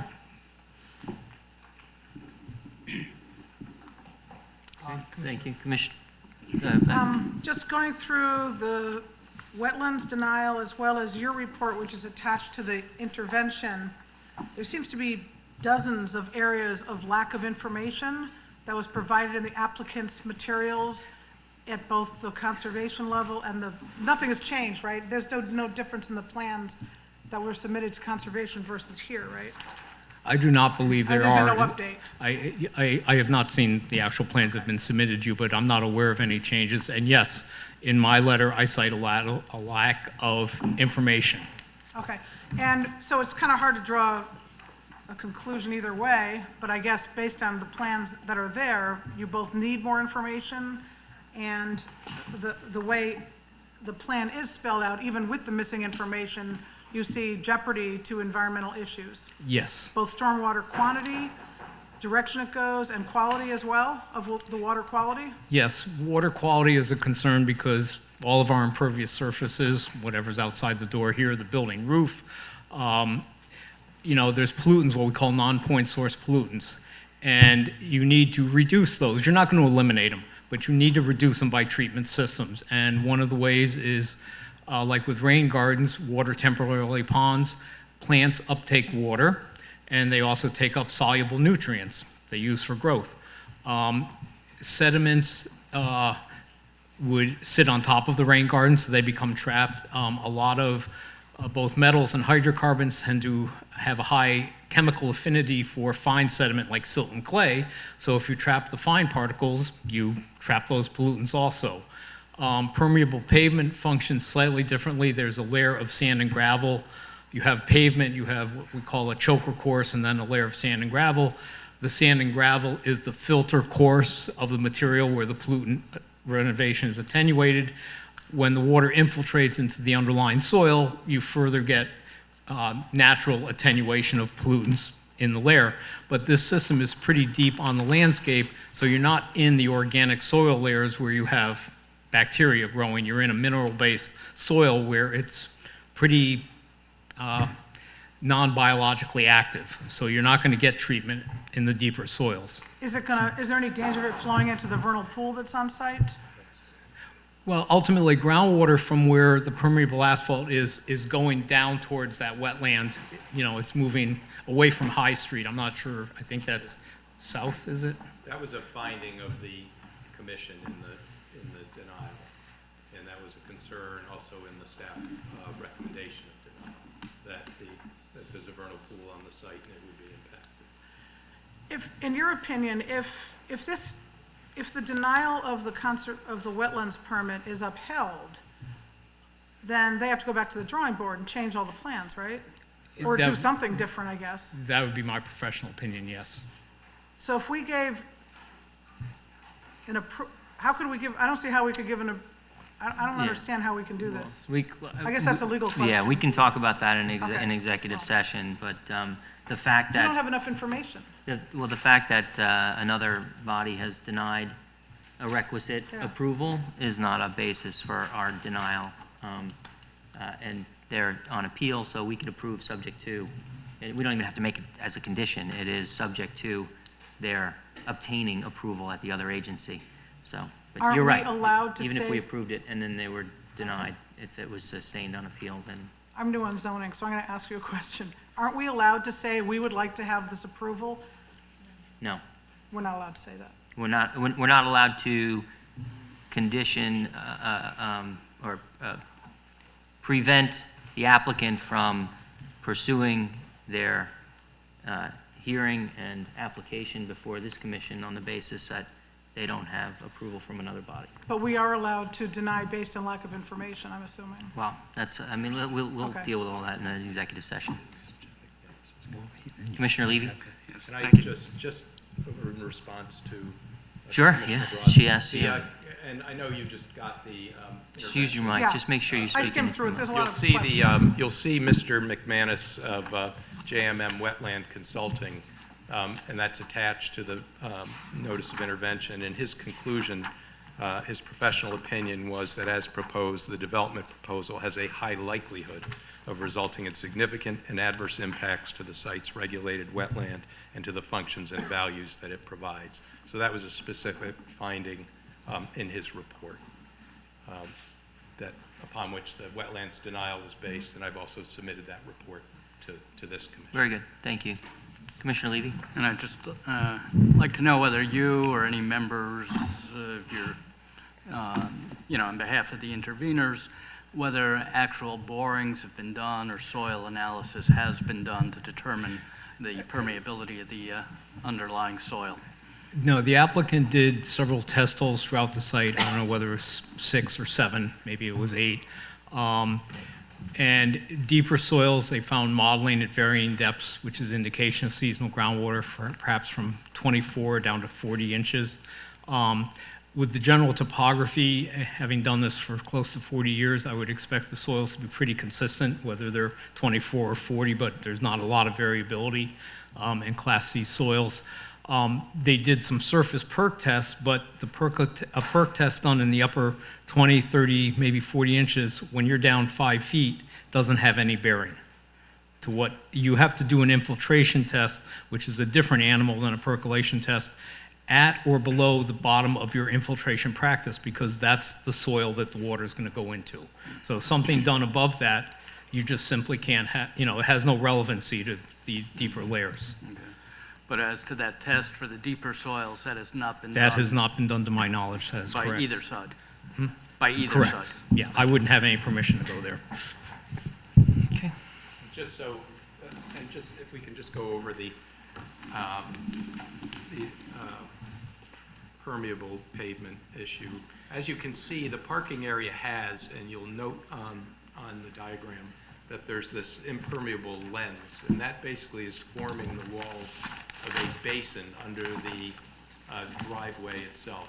It's not under the parking spaces, but in the driving area, you'll see that there's a reference to this impermeable lens. That forms the walls of this basin into which the water theoretically trickles through the... Yeah, the applicant, I believe, proposed one of them. Laura Pooley asked for one or more. The system is on a slope. It's not a dead level site. The driveway comes in and then heads downhill a little bit, but so the system is on the slope. So I think the idea of these vertical berms, for lack of a better term, was that, you know, the raindrop falls here, it will follow the topography a little bit this way, but then it hits this barrier and has to go vertically down. I think that's the intent, so that the water doesn't drain here and show up at the bottom. It prevents what we call short circuiting. But again, we haven't proven that it will infiltrate. The other aspect is, if you look at the profile submitted by the applicant, there's an 18-inch stone layer underneath all of the permeable asphalt for storage. And then the permeable section itself is 21 inches in depth. Well, if you look at the profile, there are spots where from the ground surface to this 18-inch layer, it varies from 1.5 feet. So I submit, if you have a section 1.75 feet and you've only got 1.5, you can't build that exact section there. You also have sections where there is 3 feet or 4 feet difference between finished grade and this 18-inch layer. Well, if the section's only 21 inches, what are you going to put in? What other material are you going to put in there? You've got, you know, and again, the design doesn't conform to industry standards. So if we don't know what this fill material is, you might create impermeable layers within it. And additionally, as is proposed to be installed, you're going to compromise the base because millings on top is not going to support excavators, concrete trucks, you know, et cetera, coming in there, lumber trucks. You know, you're going to wind up compacting it, which compromises its functionality. And in terms of the groundwater from below, what you're saying is there's not enough room of travel for the water going through? There's not enough vertical separation for, from the bottom of this 18-inch reservoir layer to seasonal groundwater. I believe it varies between 6 inches to 2 feet. So the manual is 3 foot, so you've got to conform to that. That's why we don't see a lot of permeable asphalt in New England, you know, because we don't have deep, well-drained soils.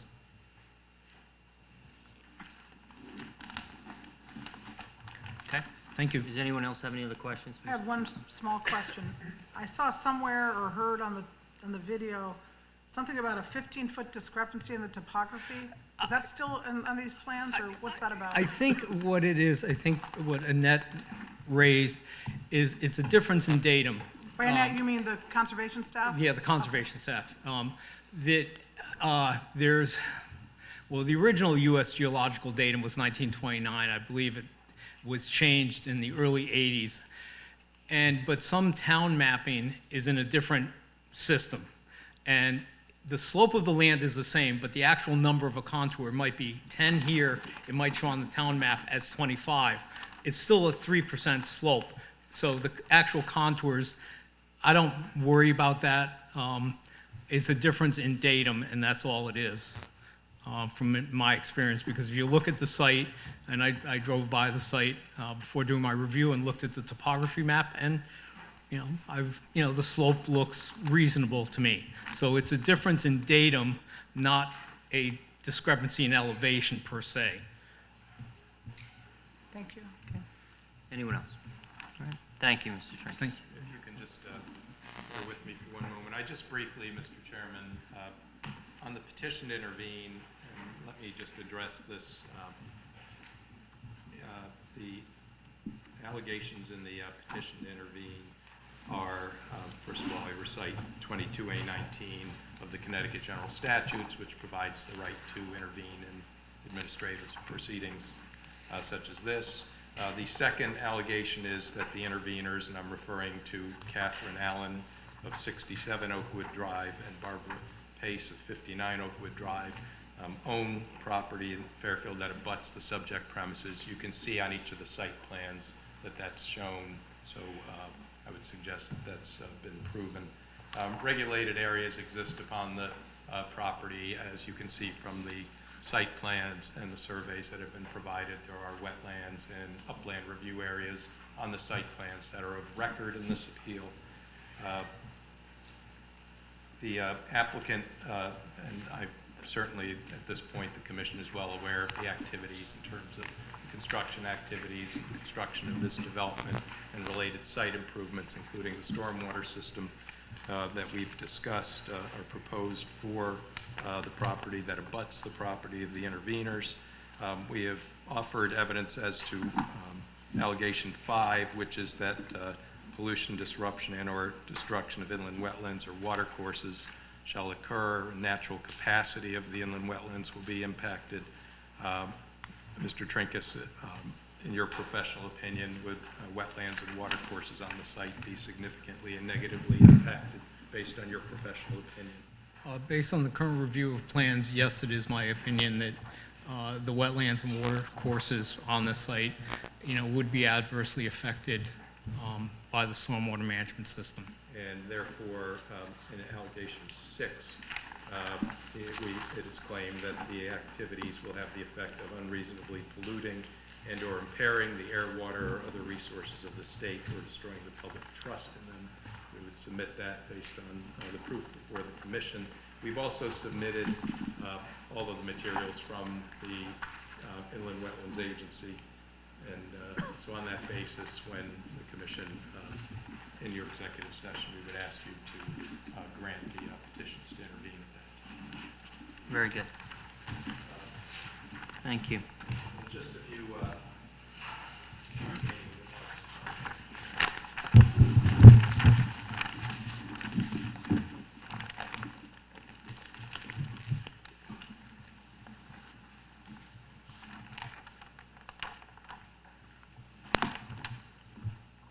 Mr. Trinkus, if I can just borrow you for one more moment, I'm sorry.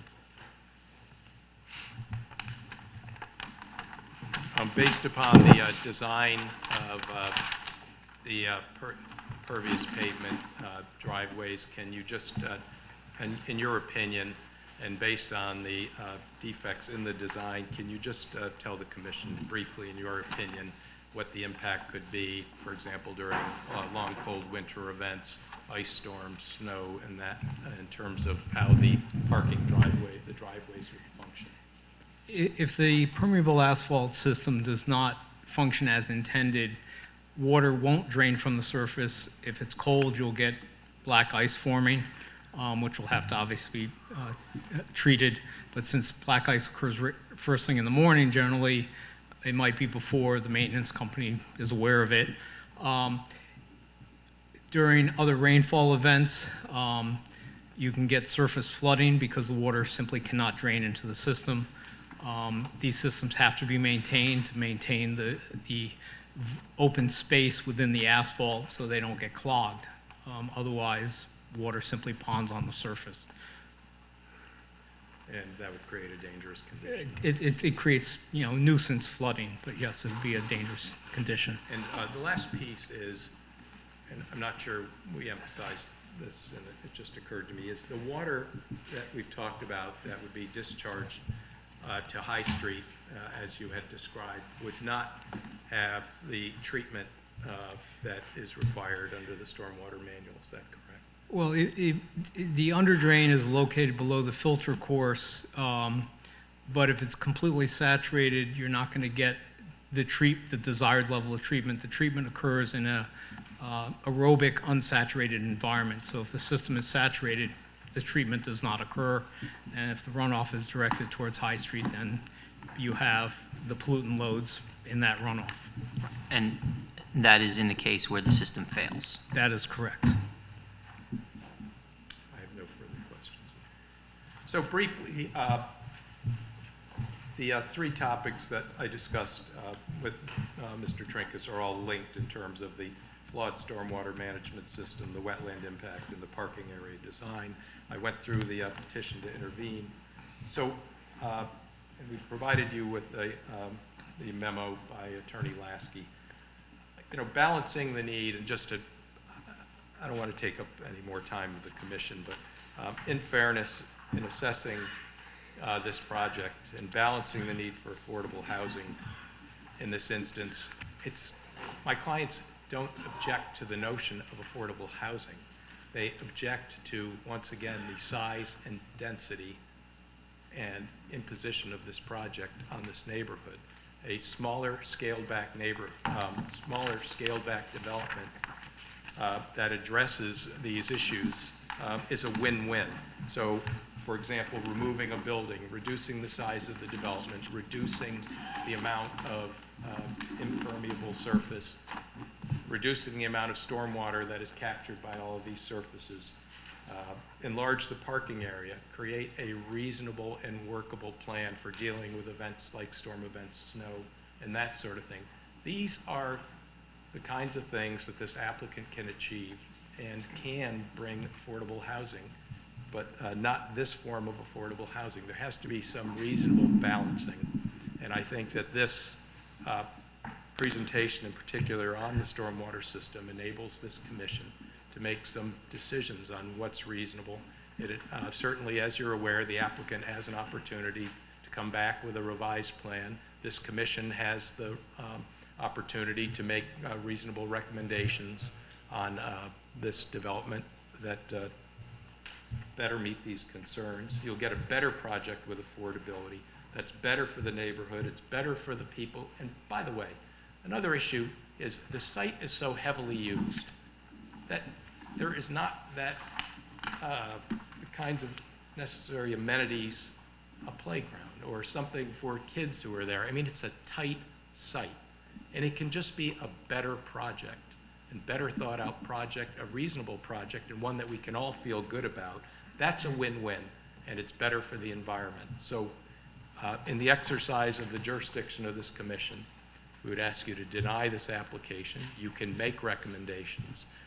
We've talked about, or we haven't talked about, the text amendment because it basically was not presented by the applicant. And so that aspect of the application should be denied. And I don't know if you have any further questions of me. I do. Commissioner Noonan? Attorney Green, you talked earlier about inadequate parking, noting 50 spaces for 40 units and 78 beds, snow removal and the like. I surmise your point is that if they're not parking on the site, they're going to be parking elsewhere. Absolutely. Can you go, as you know, the standard for affordable care, affordable housing, excuse me.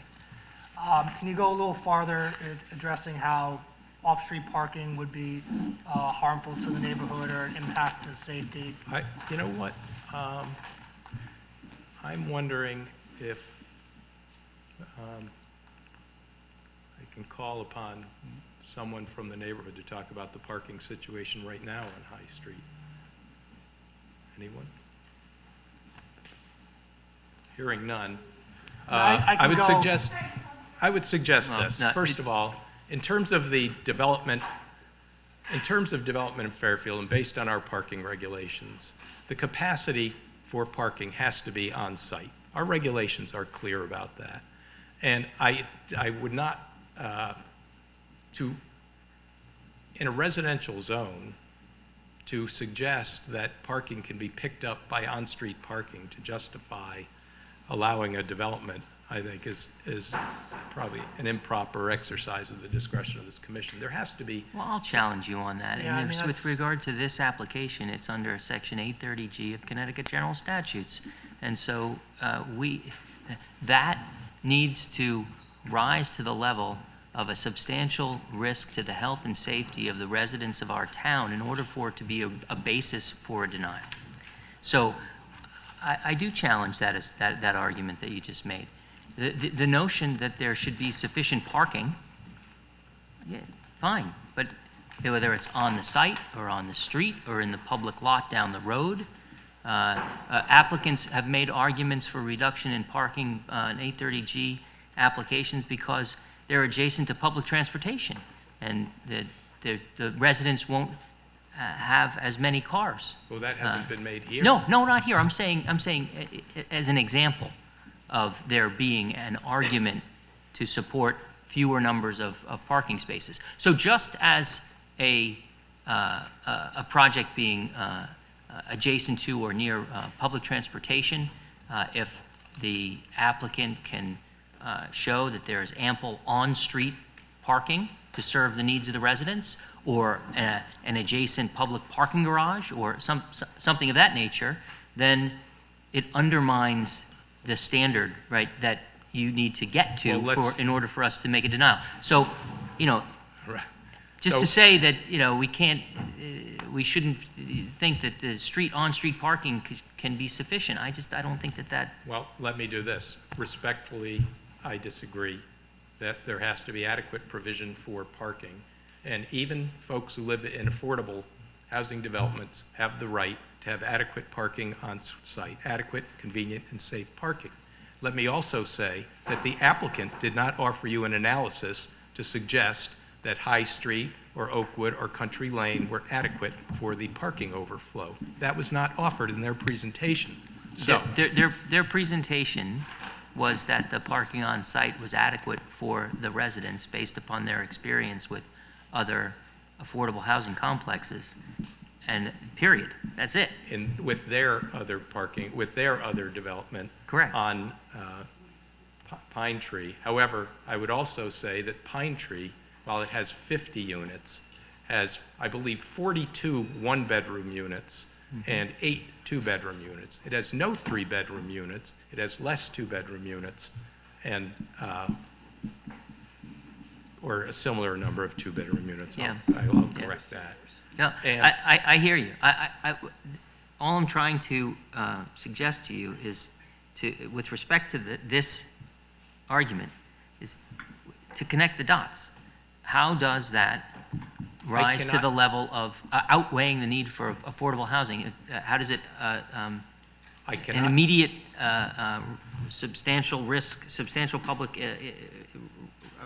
risk to the health and safety of the residents of our town? I cannot offer you an argument based on expert opinion that the on-street parking would be unsafe. However, I can offer you the argument that the amount of impervious surface, including portions of the parking lot and the parking lot that exists with pervious pavement, are inadequate from a stormwater management viewpoint. I've offered evidence that it presents an icing problem based on the opinion of Mr. Trinkus. I've offered you the notion that snow removal and those sorts of facilities, to which and I didn't challenge in you on every that. development. But I'm pushing back on the notion that, you know, having the parking on street adjacent to the project somehow, you know, is.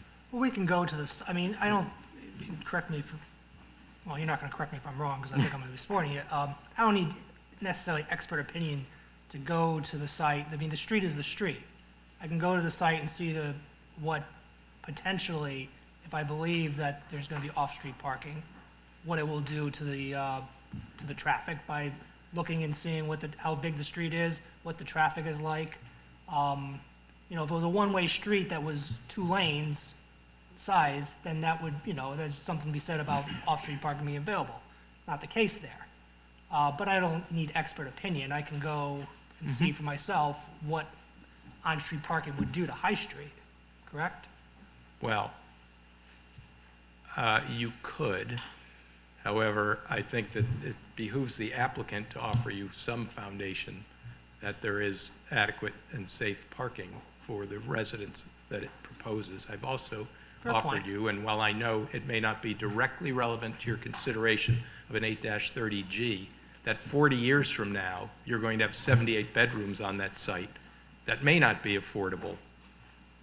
I would also offer you that 8-2, when we adopt regulations, and going full circle to where I started, with the just, fair, and reasonable regulation in the use of land, 8-2 talks about reducing congestion in the streets. So this is all counter to that, is what I would offer. And I respect, you are technically correct on this 8-30G, in this 8-30G context, that this is where we find ourselves. But I think I have offered a basis for you to find that the parking lot, for a variety of reasons, is inadequate. Fair. Thank you. Any other questions for Mr. Green? No, very good. Thank you, Mr. Green. Thank you. Thank you for your patience. Any other members of the public wish to be heard? If you've been represented by Mr. Green, there's no reason for you to come up and restate his arguments, but if there are any other members of the public that wish to be heard, come on up.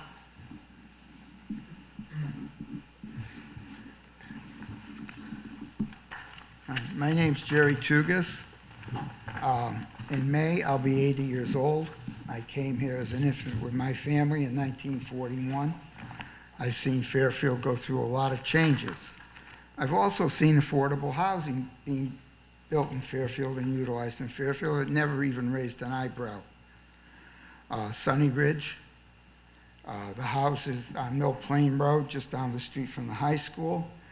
When the military left, the houses on Reef Road were affordable housing. No, and there's others, I'm sure. Those are just ones that come off the top of my head. But they all had one thing in common, which I will get to. Growing up in Fairfield, like I say, has changed a lot. And, but there were a few constants. And the constant was, and as in modern times for the last 40, 50 years, you kind of paid a premium to live here. But the constant was that if you did, even if you weren't rich, but you were able to make your mortgage payments and build equity in your house, that this would be returned to you with some extra. And zoning, people who have talked about zoning in Fairfield for as far back as I can remember. I clearly remember when there were no zoning laws, when they were suspended during World War II, and you could plant a garden anywhere you wanted on your front lawn, it didn't matter. You could raise chickens, you could do what you wanted. And I remember that when the war ended and the laws came back into effect, the rule of thumb, as we regular people in the neighborhoods knew, you could do what you wanted to do within reason as long as it didn't impact or deprive your neighbors or other people in the neighborhood from enjoying their property or decrease the value of their property by what you did on yours. I know that if you want to put a fence over a certain height, you have to get a special permit to put a fence over a certain height on your land. If you want to put a deck on your back or whatever, always was consideration of the neighbors. Because of my age, I may be a little more sensitive to this than some younger people. I spoke to a lot of people in this area that surround this because it's a square and there's houses on all sides of it. And people in Fairfield who are not rich but have some equity in their house look forward to using that equity one or two ways. Sell their house and move to a place that's a little more financially friendly, Florida, the Carolinas, what have you, or a reverse mortgage so that they hope they can stay here and die before that runs out. I've lived other places in the country. I came back here always because I like it here. And what I've seen with these people is really, really heart-wrenching. There's people there who are closing in on retiring, had plans to move. They're not going to be able to get anywhere near what their house was valued at. If they lose 50 to 60% or so off the value of their house, they can't do either. They can't get a reverse mortgage that'll carry them to the grave. They can't sell it for enough money to continue with their life in Florida or somewhere else until they can die comfortably and quietly. It's the equivalent of reaching a point in your life where you're not old enough to stop, but you're too old to have to go back to square one and recreate your future. And somebody comes in and robs you of your future, takes away from you what you had planned to do what they want to do to feed their financial gains and whatever else. They're taking yours away. If a person's house, I was in someone's backyard, and they pointed maybe to where those squares are, maybe 15 feet away, and said, there's going to be a 3.5-story building right there, looming over all these people's yards. Any expectations of privacy is out the window. I've talked to people. People are very concerned about the parking.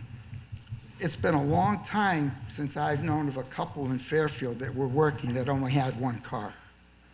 Working couples have two cars. People across the street from me have an expanded Cape, was built in 1941. They moved in with two cars. They had a couple kids, maybe three. Now they have 5 cars, 2 or 3 of which are on the street. It's not a busy street. It's not a through street. But if you have, the man said, 78 bedrooms, you've got to be figuring 2 cars per bedroom at some point in time, which comes up to 100, and I don't know, 30, 140 cars or something. But just off the top of your head, if you got 40 units, that's 80 cars. People move in here are going to be working. They're going to go to work. There's no buses stop in front on High Street. There's no way to get to work. People want 2 cars. Look around your neighborhood. Do you have any neighbors that only have 1 car? I don't think so, because I haven't seen that in a long, long time. These cars will park, if you live across from that driveway, and there's cars parked on both sides of that street, nobody's going to want to buy your house. Nobody's even going to come look at it. And if you get a big snowstorm and the snowplows wants to go up that street, and there's 40 cars or so parked out on 20 on each side of the street around that driveway, that's going to present a problem. I worked for many, many years as a psychotherapist, and the impact on the people that live in these houses is horrendous. Think of if someone came and said, we're going to take 50% of the equity out of your house and just destroy it. The questions that come to mind, is there anybody that could be held liable? Somebody has a $500,000 house that drops to $250,000. Are these corporations going to give them the other $250,000? Is the town of Fairfield immediately going to reduce their appraisal of that house from $500,000 that they're paying tax on to $250,000? And if they do, with all those houses around there, are the rest of us taxpayers going to have to make up that difference? These are the concerns, people. These are very, very real concerns. Say you're there and you're 66, 65 years old, and you have plans to leave within the next year or 2 for Florida. What are you going to do? What are you going to do? Maybe you still owe something on your house, but there was enough there to pay that off, still get a little place. I don't know if people still go to Pompano or not, but go to Florida and make the best of it, because you can live cheaper other places. I just don't like other places, so I stayed, and I pay a financial price for it. And we don't live like we could if we lived somewhere else. But when you're evaluating this, it's not all papers in front of you. It's not all statistics. It's not all where the water's going to run and not all that. It's what's it doing. And there's quite a few houses. I didn't count them, but there's a lot of houses on front, both sides, and around the back and everything else. What about these people that stayed in Fairfield with the expectation that their personal right to live and not be encroached upon has been taken away from them? You're just going to tell these people we're taking half the value of your house? And because it's affordable housing or not affordable housing, it doesn't have anything to do with it. If it was unaffordable housing, it would be the same thing. If you cram that many people into these big buildings, into that spot, it's still going to dump their property value. Like I said, Fairfield has always had affordable housing, and they've done it cleanly and neatly, and they didn't crush other people's futures by doing it. Thank you. Oh, one more thing. I keep hearing talk of Pine Tree. As far as I know, unless I'm wrong, Pine Tree's for senior citizens. A lot of them do have one car. A lot of them have no car. They can't see anymore, or they've used up all their money and they can't afford to buy a car. Thank you. Thank you very much for your comments. Anyone else? Yep. No, this gentleman just, next. No, go ahead. And the lady in the green sweater is next. Good evening, Jason Lee, Sunny Ridge Avenue. My concern, I've heard all these through the months of the debates going back and forth. What I'm very concerned about, and I'm also the vice president of the vice chair of the Holland Hill Building Committee, is the impact and safety you have on that school. One thing that we pride ourselves here in Fairfield, is our schools or walk, especially elementary schools. Our kids like to walk to schools, one of the big selling factors. I keep hearing about the cars and 20 plus and 40 plus, and like that gentleman just said, it's very rare you see a single car home in this town. And affordable housing or not, when we add that many cars, I can only think, are these the same cars pulling out late to work, early to work, when you have mothers and fathers walking their kids to school? I look at it as a big safety issue. There are a lot of blind spots on those streets. We know that. Residents have told you there are accidents constantly anyway. But I have to question when parents are parking their cars to walk into that school, where's that safety? If someone's walking late to work and doesn't pay attention, or they're on their, it happens. I just want us to address that. I've noticed we haven't really talked about the school and that safety feature, and I think that should be noted.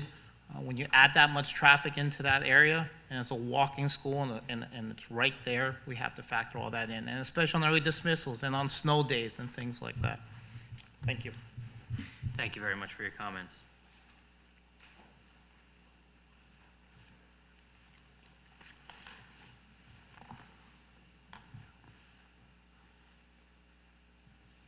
Hi, Kathy Sierras, 40 Country Road. I live directly behind the development. What I wanted to say briefly was with regard to the parking. Since I live on Country Road, I come out that driveway there, that street, take a left to go to work every day. There's very few cars in the street. When there is, the visibility could be deadly, especially in the morning. You can't pull out safely all the way with your car and be able to take a left. So some mornings when school is going on, I have to go around the opposite way. I think the development is going to be too big for parking if there's parking in the street. There's also not parking on Country Road. Most people, as the gentleman said, have 3 cars.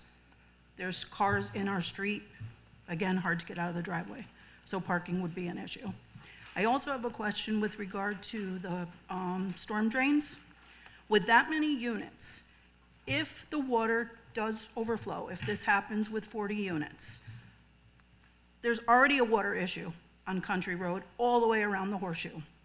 If the water doesn't drain and goes into our properties, what's our recourse?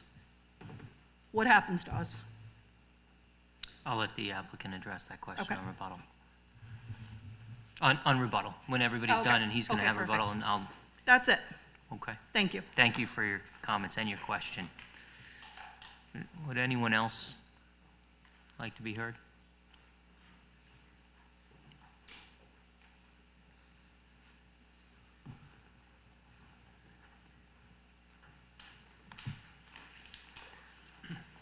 Jan Reber, Beaumont Street. I support the application for residential units on High Street. I don't see any health and safety issues that outweigh the need for affordable housing.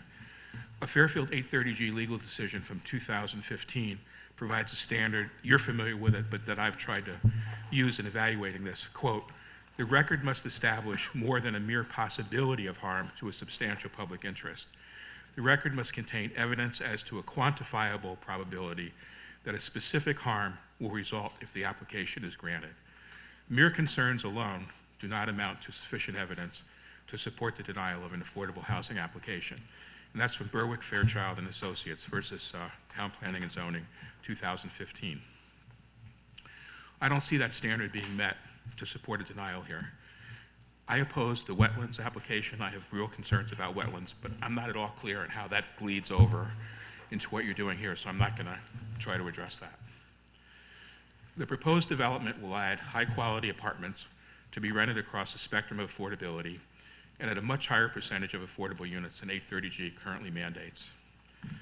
The Fairfield Housing Authority's development of Pine Trees, a model that was praised by Connecticut's Housing Commissioner, and the High Street development will meet or exceed Pine Tree's quality. The number of handicapped accessible units is a very desirable element of this application. No 830G development is perfect, or it wouldn't be 830G. This development will stress a neighborhood that already has its share of 830G projects, and it will disrupt a property that has a unique wildlife habitat. On the other hand, the Affordable Housing Committee's analysis shows that the application proposes a density of about 16 units per acre which is modest by 830G standards. Things could be a lot worse for the neighborhood. I know that's no comfort for the neighborhood. Despite these issues, I think the application should be approved. I am concerned about the traffic generation study, and I'd like to talk about it for a minute. It's a slightly different issue than we had with Thorpe Street, where traffic generation numbers I thought were far too low. I'm not going to repeat anything or use any sources I used for Thorpe Street. In this case, I wonder how Frederick P. Clark and Associates arrived at the very specific traffic generation numbers of 20 vehicle trips in the morning and 26 in the afternoon. Those are very specific numbers. They look authoritative on a chart, but how were those numbers derived? Apparently, Frederick P. Clark and Associates used, quote, low-rise residential development, unquote, land use code 220 as a basis for their trip generation analysis. However, the ITE has developed an affordable housing land use, which is supposed to be available next month. An affordable housing database is already being used by the ITE for parking generation. It seems evident that the ITE understands that there's a distinct difference between low-rise residential development and affordable housing. Although Frederick P. Clark and Associates could not use the affordable housing database yet, it seems unlikely to me that affordable housing will generate the exact trip generation numbers that were derived from low-rise residential development. That in itself brings into question the highly specific traffic generation numbers presented to you. Carol Martin indicates that affordable developments like Pine Tree generate less traffic than comparable market apartment complexes. I think then that we can conclude that the Frederick P. Clark and Associates trip generation numbers are too high. If we look at Land Use Code 220, the low-rise residential development, from the 10th edition of the IT Traffic Generation Handbook, and I'm going to give you a page from that handbook that shows the low-rise residential development, you'll see that only nine data studies populate that database. That means the entire edifice of traffic generation for High Street rests on 9 studies. Where were those studies undertaken? How big were they? During what time of year were the studies completed? There are tremendous variations in vehicle use. Think of a similarly sized development to this one in Beverly Hills, in Boise, Butte, Bowling Green, Bayou Lakes, or Boston, with their differences in weather, car culture, population density, income levels. The use of this IT database is troublesome and I think very unscientific. In a lecture on trip generation, a traffic engineer who served on an IT advisory committee on updating one of the IT manuals said in his summary PowerPoint slide, quote, "These are estimates," in all capitals. He emphasized the need to understand the sources of the studies contained in the IT handbook, and he cautioned, and here he did it in red in his PowerPoint, trip generation data was compiled over 5 decades, so some of it's very old, at various times of year and with various study durations. At best, the trip generation numbers for High Street should be regarded as estimates. Estimates that should have been expressed as a range instead of the more authoritative sounding exact number. At least some experts understand trip generation data as not very reliable estimates instead of highly specific pronouncements like you've heard here. One source says, and I quote, "ITE procedures estimate the number of trips entering or exiting a site at a given time. ITE rates are functions of a type of development and square footage, number of gas pumps, number of dwelling units, or other standard measurable things, usually produced in site plans. They do not consider location, competitors, cost of transportation, many other obviously likely important factors. They're often estimated based on very few observations, a non-statistically significant sample. Non-statistically significant sample." In Land Use Code 220 from the 10th edition, it's interesting to see that what they provide is a 24-hour time period. It's useful to look at the entire 24-hour period instead of just peak hours to understand the traffic burden generated by a new development. And you'll see in the handout how what they do is they take a 24-hour period and look at the percentage of traffic at any given hour in that 24 hours. It's really an interesting way to look at traffic. It begins to move away from traditional peak hours, which in the case of Fairfield are not consistent throughout town. For instance, the traffic on Oldfield Road in the evening at 4 is as busy as it is at 5:30. Waze and other traffic apps are bringing distinct changes to traffic patterns that we have to account for. Noontime traffic on the post roads increasing to the point where at times it seems to be nearly at rush hour levels. I'm almost done. Another factor you might consider is counting pedestrians and bicyclists in, out, and by the site. Traffic consultants in other areas are beginning to report these counts because their use of video to count vehicles makes such calculations a bit easier. Pedestrian counts would be helpful in the 830G case as a way to evaluate safety factors. I know the neighbors have concerns about school kids, which you've heard, walking in the High Street area, and a pedestrian count would help to clarify that issue. Including pedestrians and bicycles in a traffic study provides a useful portrait of the transportation ecology of a neighborhood, something you didn't get in the traffic study. I'm not suggesting that any of us become traffic generation experts, but we need to become better educated consumers of trip generation studies. Based on Thorpe and High Streets, traffic studies that are presented here could and should be a lot better. I just want to conclude by restating I support the application. The concerns about traffic generation certainly don't warrant denial. And this time I have provided all my citations, which I didn't last time, and I apologize for that. I have a procedural question. I would really like to talk about the text amendment, but I don't want to do that and open it up. So I would hope that if it somehow gets opened, that the public gets a chance to respond. Very well. Thank you very much for your comments. Any other members of the public wish to be heard?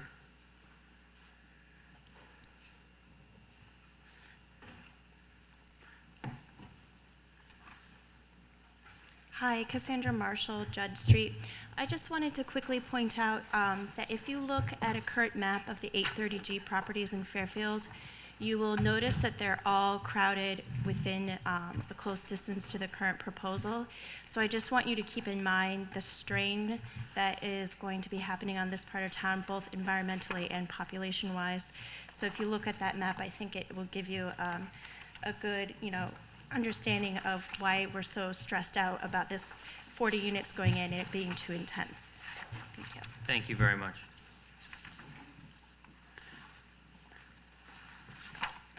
Any other members of the public wish to be heard? No? Okay, very well then. I'll turn it now back over to the applicant for a rebuttal. You may want to just pull that. I was just going to say that we're encroaching here within the setback. Yeah. Thanks. Thank you, Mr. Chairman. Yes. It should just be a couple of hours. Again, for the record, Brian LeClaire Bertram Moses, and I represent the applicant, Fairfield Housing Corporation. I will be brief. I won't repeat myself. You've all heard me, heard my clients, or can look at the record. I also have no new documents for you this evening. We have a number of experts: architect, civil engineer, traffic engineer, soil scientist, and an LEP who you've heard from and or seen the reports of. This is a project that will protect the environment, and it's a development that does advance the very important public policy of providing safe, quality, affordable housing in a residential setting.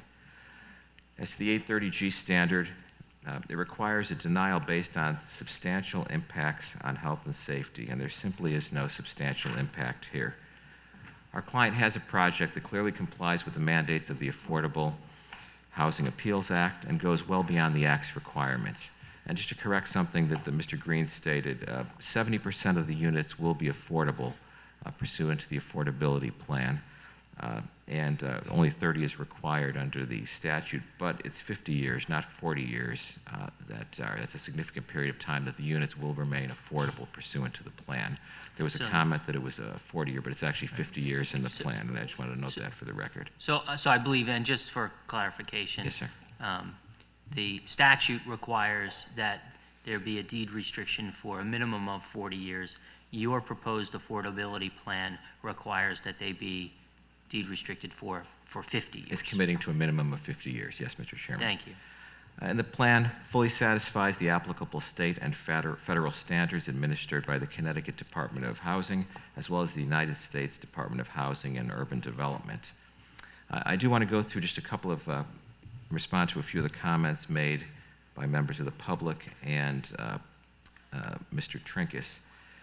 Mr. Galante, as to parking, he did address that in his report, the issues that Mr. Reber brought up. He talked about data, actual traffic counts, experience in Fairfield. He was the expert, as you'll recall, for the town on the Holland Hill School project and did all that analysis and those counts. And he commented that it's in his reports he did count pedestrians. There was a comment made about the number of bedrooms. It's actually 68 bedrooms in this project if you look at our application. Snow.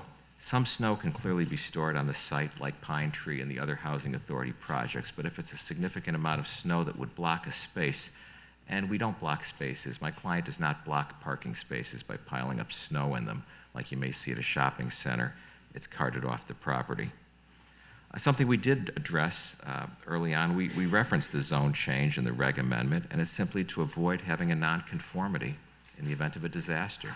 Because you have that one provision in the regs, as you know, if it's a destruction of more than 50%, you have a non-conforming use, and that's why this has always been done on the projects, just to avoid that scenario. Mr. Trinkus came up and testified.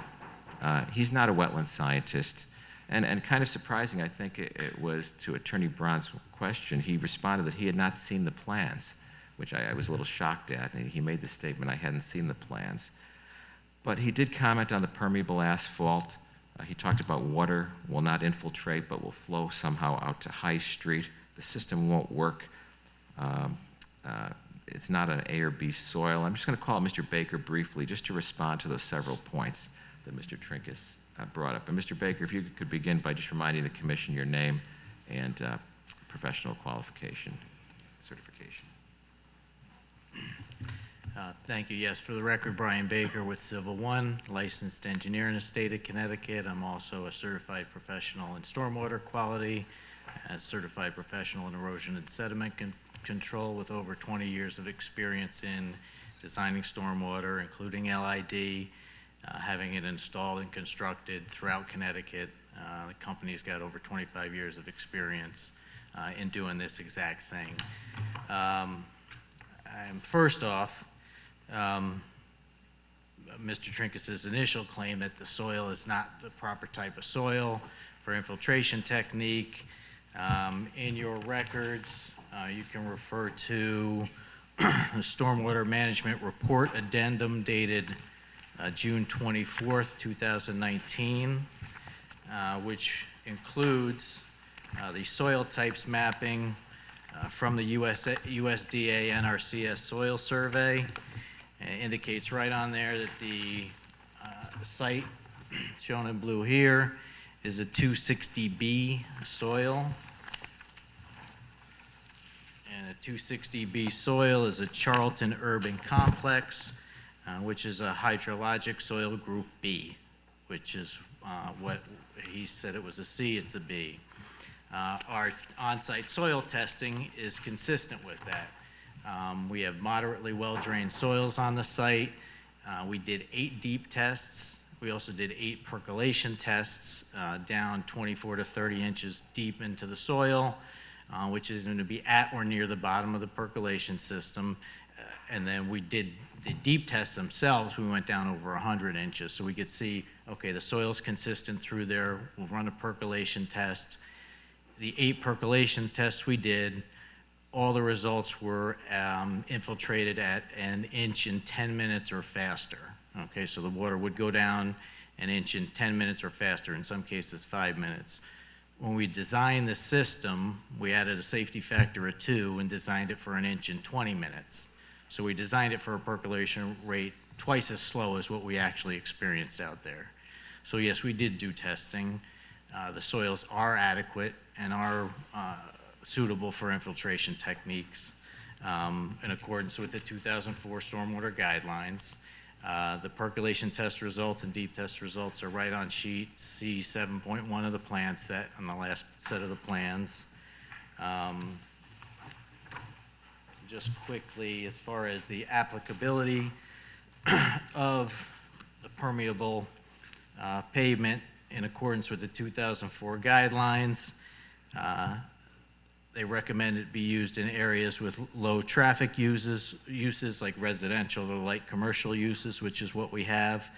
Type A or B soils, we have type B soils. Applicable to small drainage areas, we have a small 2-acre drainage area on site. with water table at least 36 inches below grade. Worst case scenario, we had one test hole with 50 inches. Other ones were 66 inches or even greater. And to clarify, the other experts, and I know we testified to this at the October meeting. I don't mean to belabor the point, but we had, in addition to myself as the professional engineer, we had Mr. Kenny, soil scientist and professional wetland scientist, review the plans. We had a peer review from Chris Allen, wetland scientist and soil scientist, peer review from Chris DeAngelis, another professional engineer, all who agree that this is a suitable application and is in conformance with the regulations and the guidelines. And as far as Mrs. Laura Pooley's recommendation, which is probably the most important, she's not being paid by anybody. She had stated that in her last memo, the applicant has now met the Conservation Department's requirement for the 10-year post-development flows be reduced to that or below the 2-year pre-development flows. The design points of concern are shown at the appropriate locations and are acceptable. All areas of concern I had expressed in my July 26, 2019 comments have been addressed appropriately. Very good. I have a question. Do others have questions? Okay. So one of the things Mr. Trinkus said was that if the system works, then additional water will flow into the wetlands area. Do you agree with that? No. Currently, the site is, almost all of the site flows from west to east towards that wetlands pocket. So naturally, the water flows onto the land and either infiltrates or some of it may surface flow over the site towards that wetland area. We're not changing those drainage patterns. We're putting the water back in the ground. So if the water flows through the surface into the groundwater and then follows the groundwater table towards that wetland, it's going to continue to do so. Whether it flows in now as it does on top of the field that's out there, or whether we put it through with pervious pavement. We're not taking, you could make that claim if we were taking 2 acres of property that didn't go to the wetlands and put it towards the wetlands. We're matching the existing drainage patterns. So the same water that's flowing, infiltrating into the ground now is going to continue to flow and infiltrate into the ground and recharge the wetland. And that's, I believe, how Chris Allen and Bill Kenny were able to testify that there would be no negative impact to the wetland. Thank you. Anyone? Yep. Commissioner Noonan. Mr. Trinkus also testified about compacting. I forget what exactly, Millis or whatever. But can you touch on that, please? Sure. If you have a situation where you have it's typically a concern where you have a situation where you have a rain garden, where you're going to be driving over native soils, that if they have some fine materials in them would be subject to compaction. And if that happens in that case like that, you have to remove material and bring new soil in. In this case, we have stone and gravel and sand.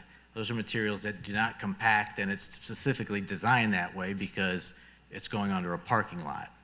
If these materials were designed to compact, then over time, as cars drove over them, delivery trucks, UPS trucks, they would compact the soils and it wouldn't work.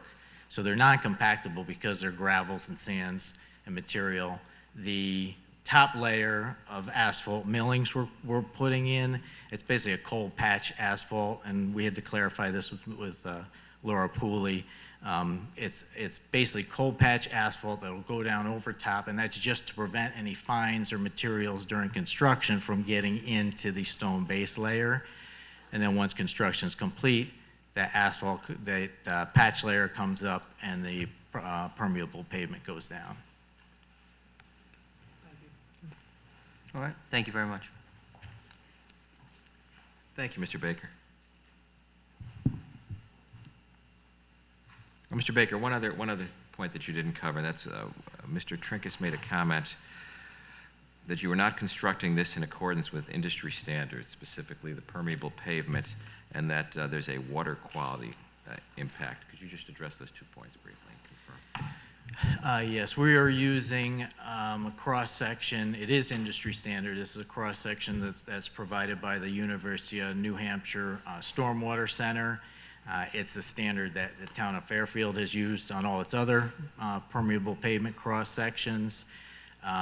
The advantage of this cross-section in comparison to, permeable pavement that was referenced in the 2004 guidelines is that over time, University of New Hampshire has tested these and they've increased the layer of the sand filter for pre-treatment. So now we've got a 10-inch layer, sand layer for pre-treatment, and they found in their testing that the majority of the treatment of all stormwater pollutants happens in that 10-inch sand layer before it even gets into the stone reservoir.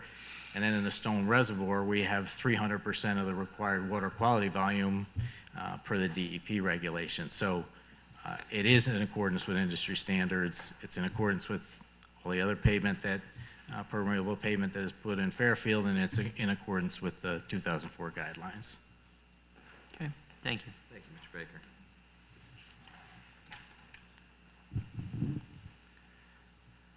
Again, Mr. Chairman, members of the Commission, my client, Fairfield Housing Corporation, and I thank you for your dedication, your patience, and your attention to this matter, and we ask that you approve our applications.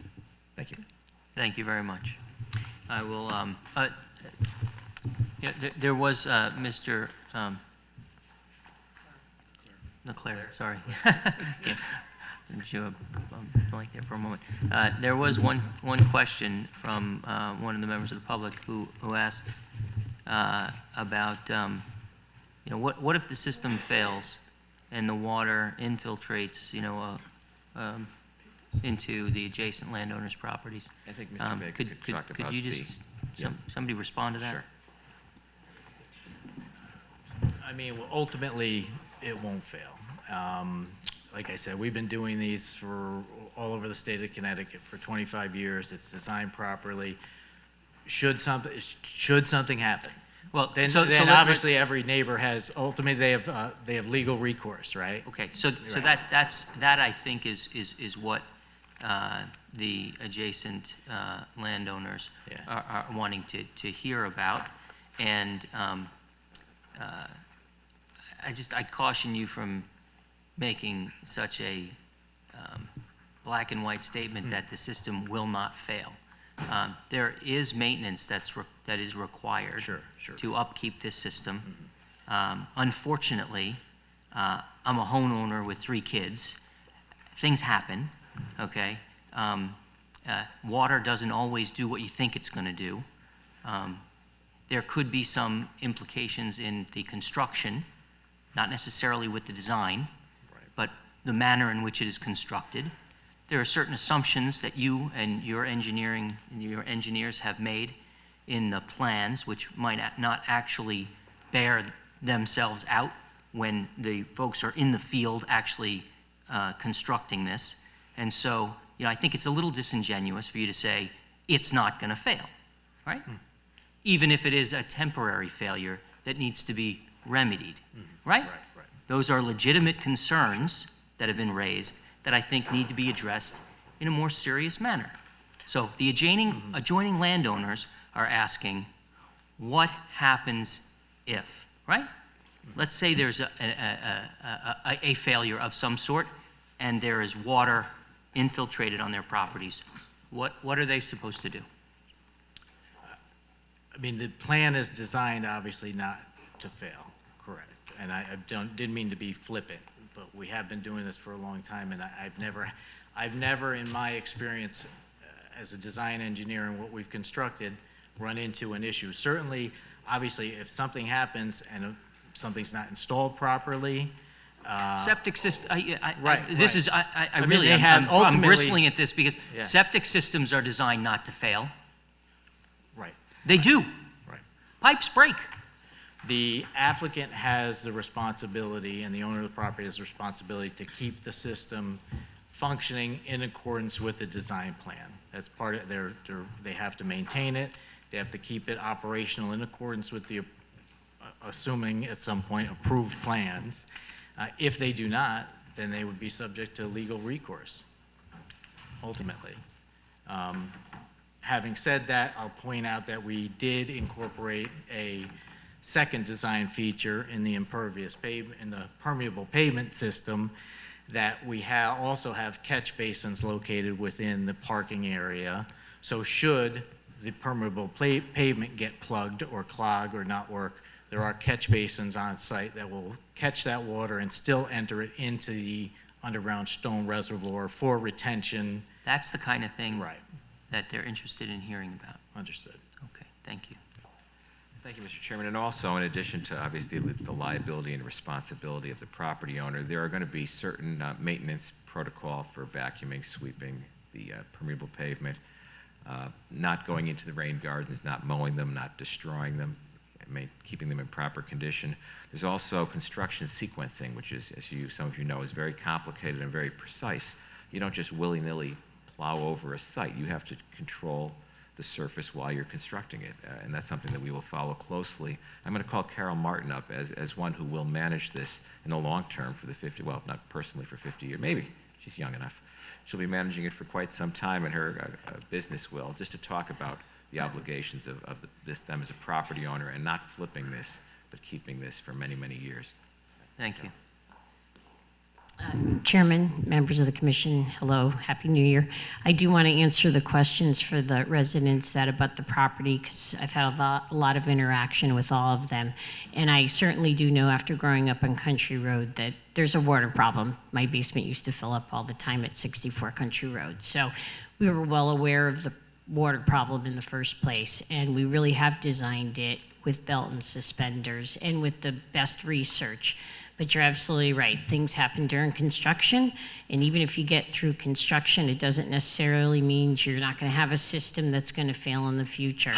So for the folks that are in the room, should we be in construction, number one, we have an owner's rep that we hire. They are there sort of as my watchdog, because I can't be there. We also, and you folks know this, we have warranties and guarantees, both from the manufacturer and the contractor, as well as the design professionals. If there's a design problem, have to carry proper insurance. Our lenders all require that. Most importantly, though, when we get a failure during operations, you're going to pick up the phone and you're going to call the Fairfield Housing Corp.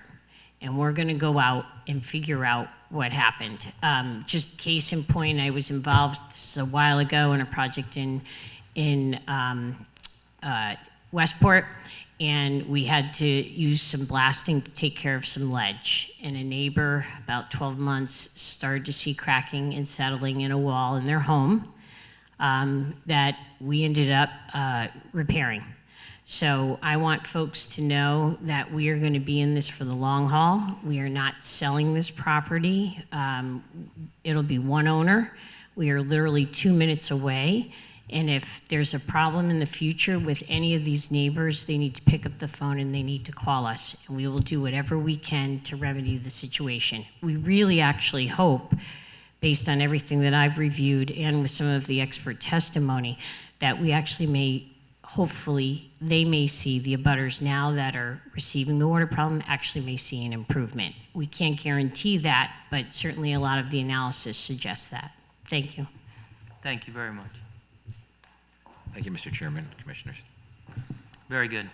Thank you very much. And with that, I will close the public hearing and I'll adjourn the meeting.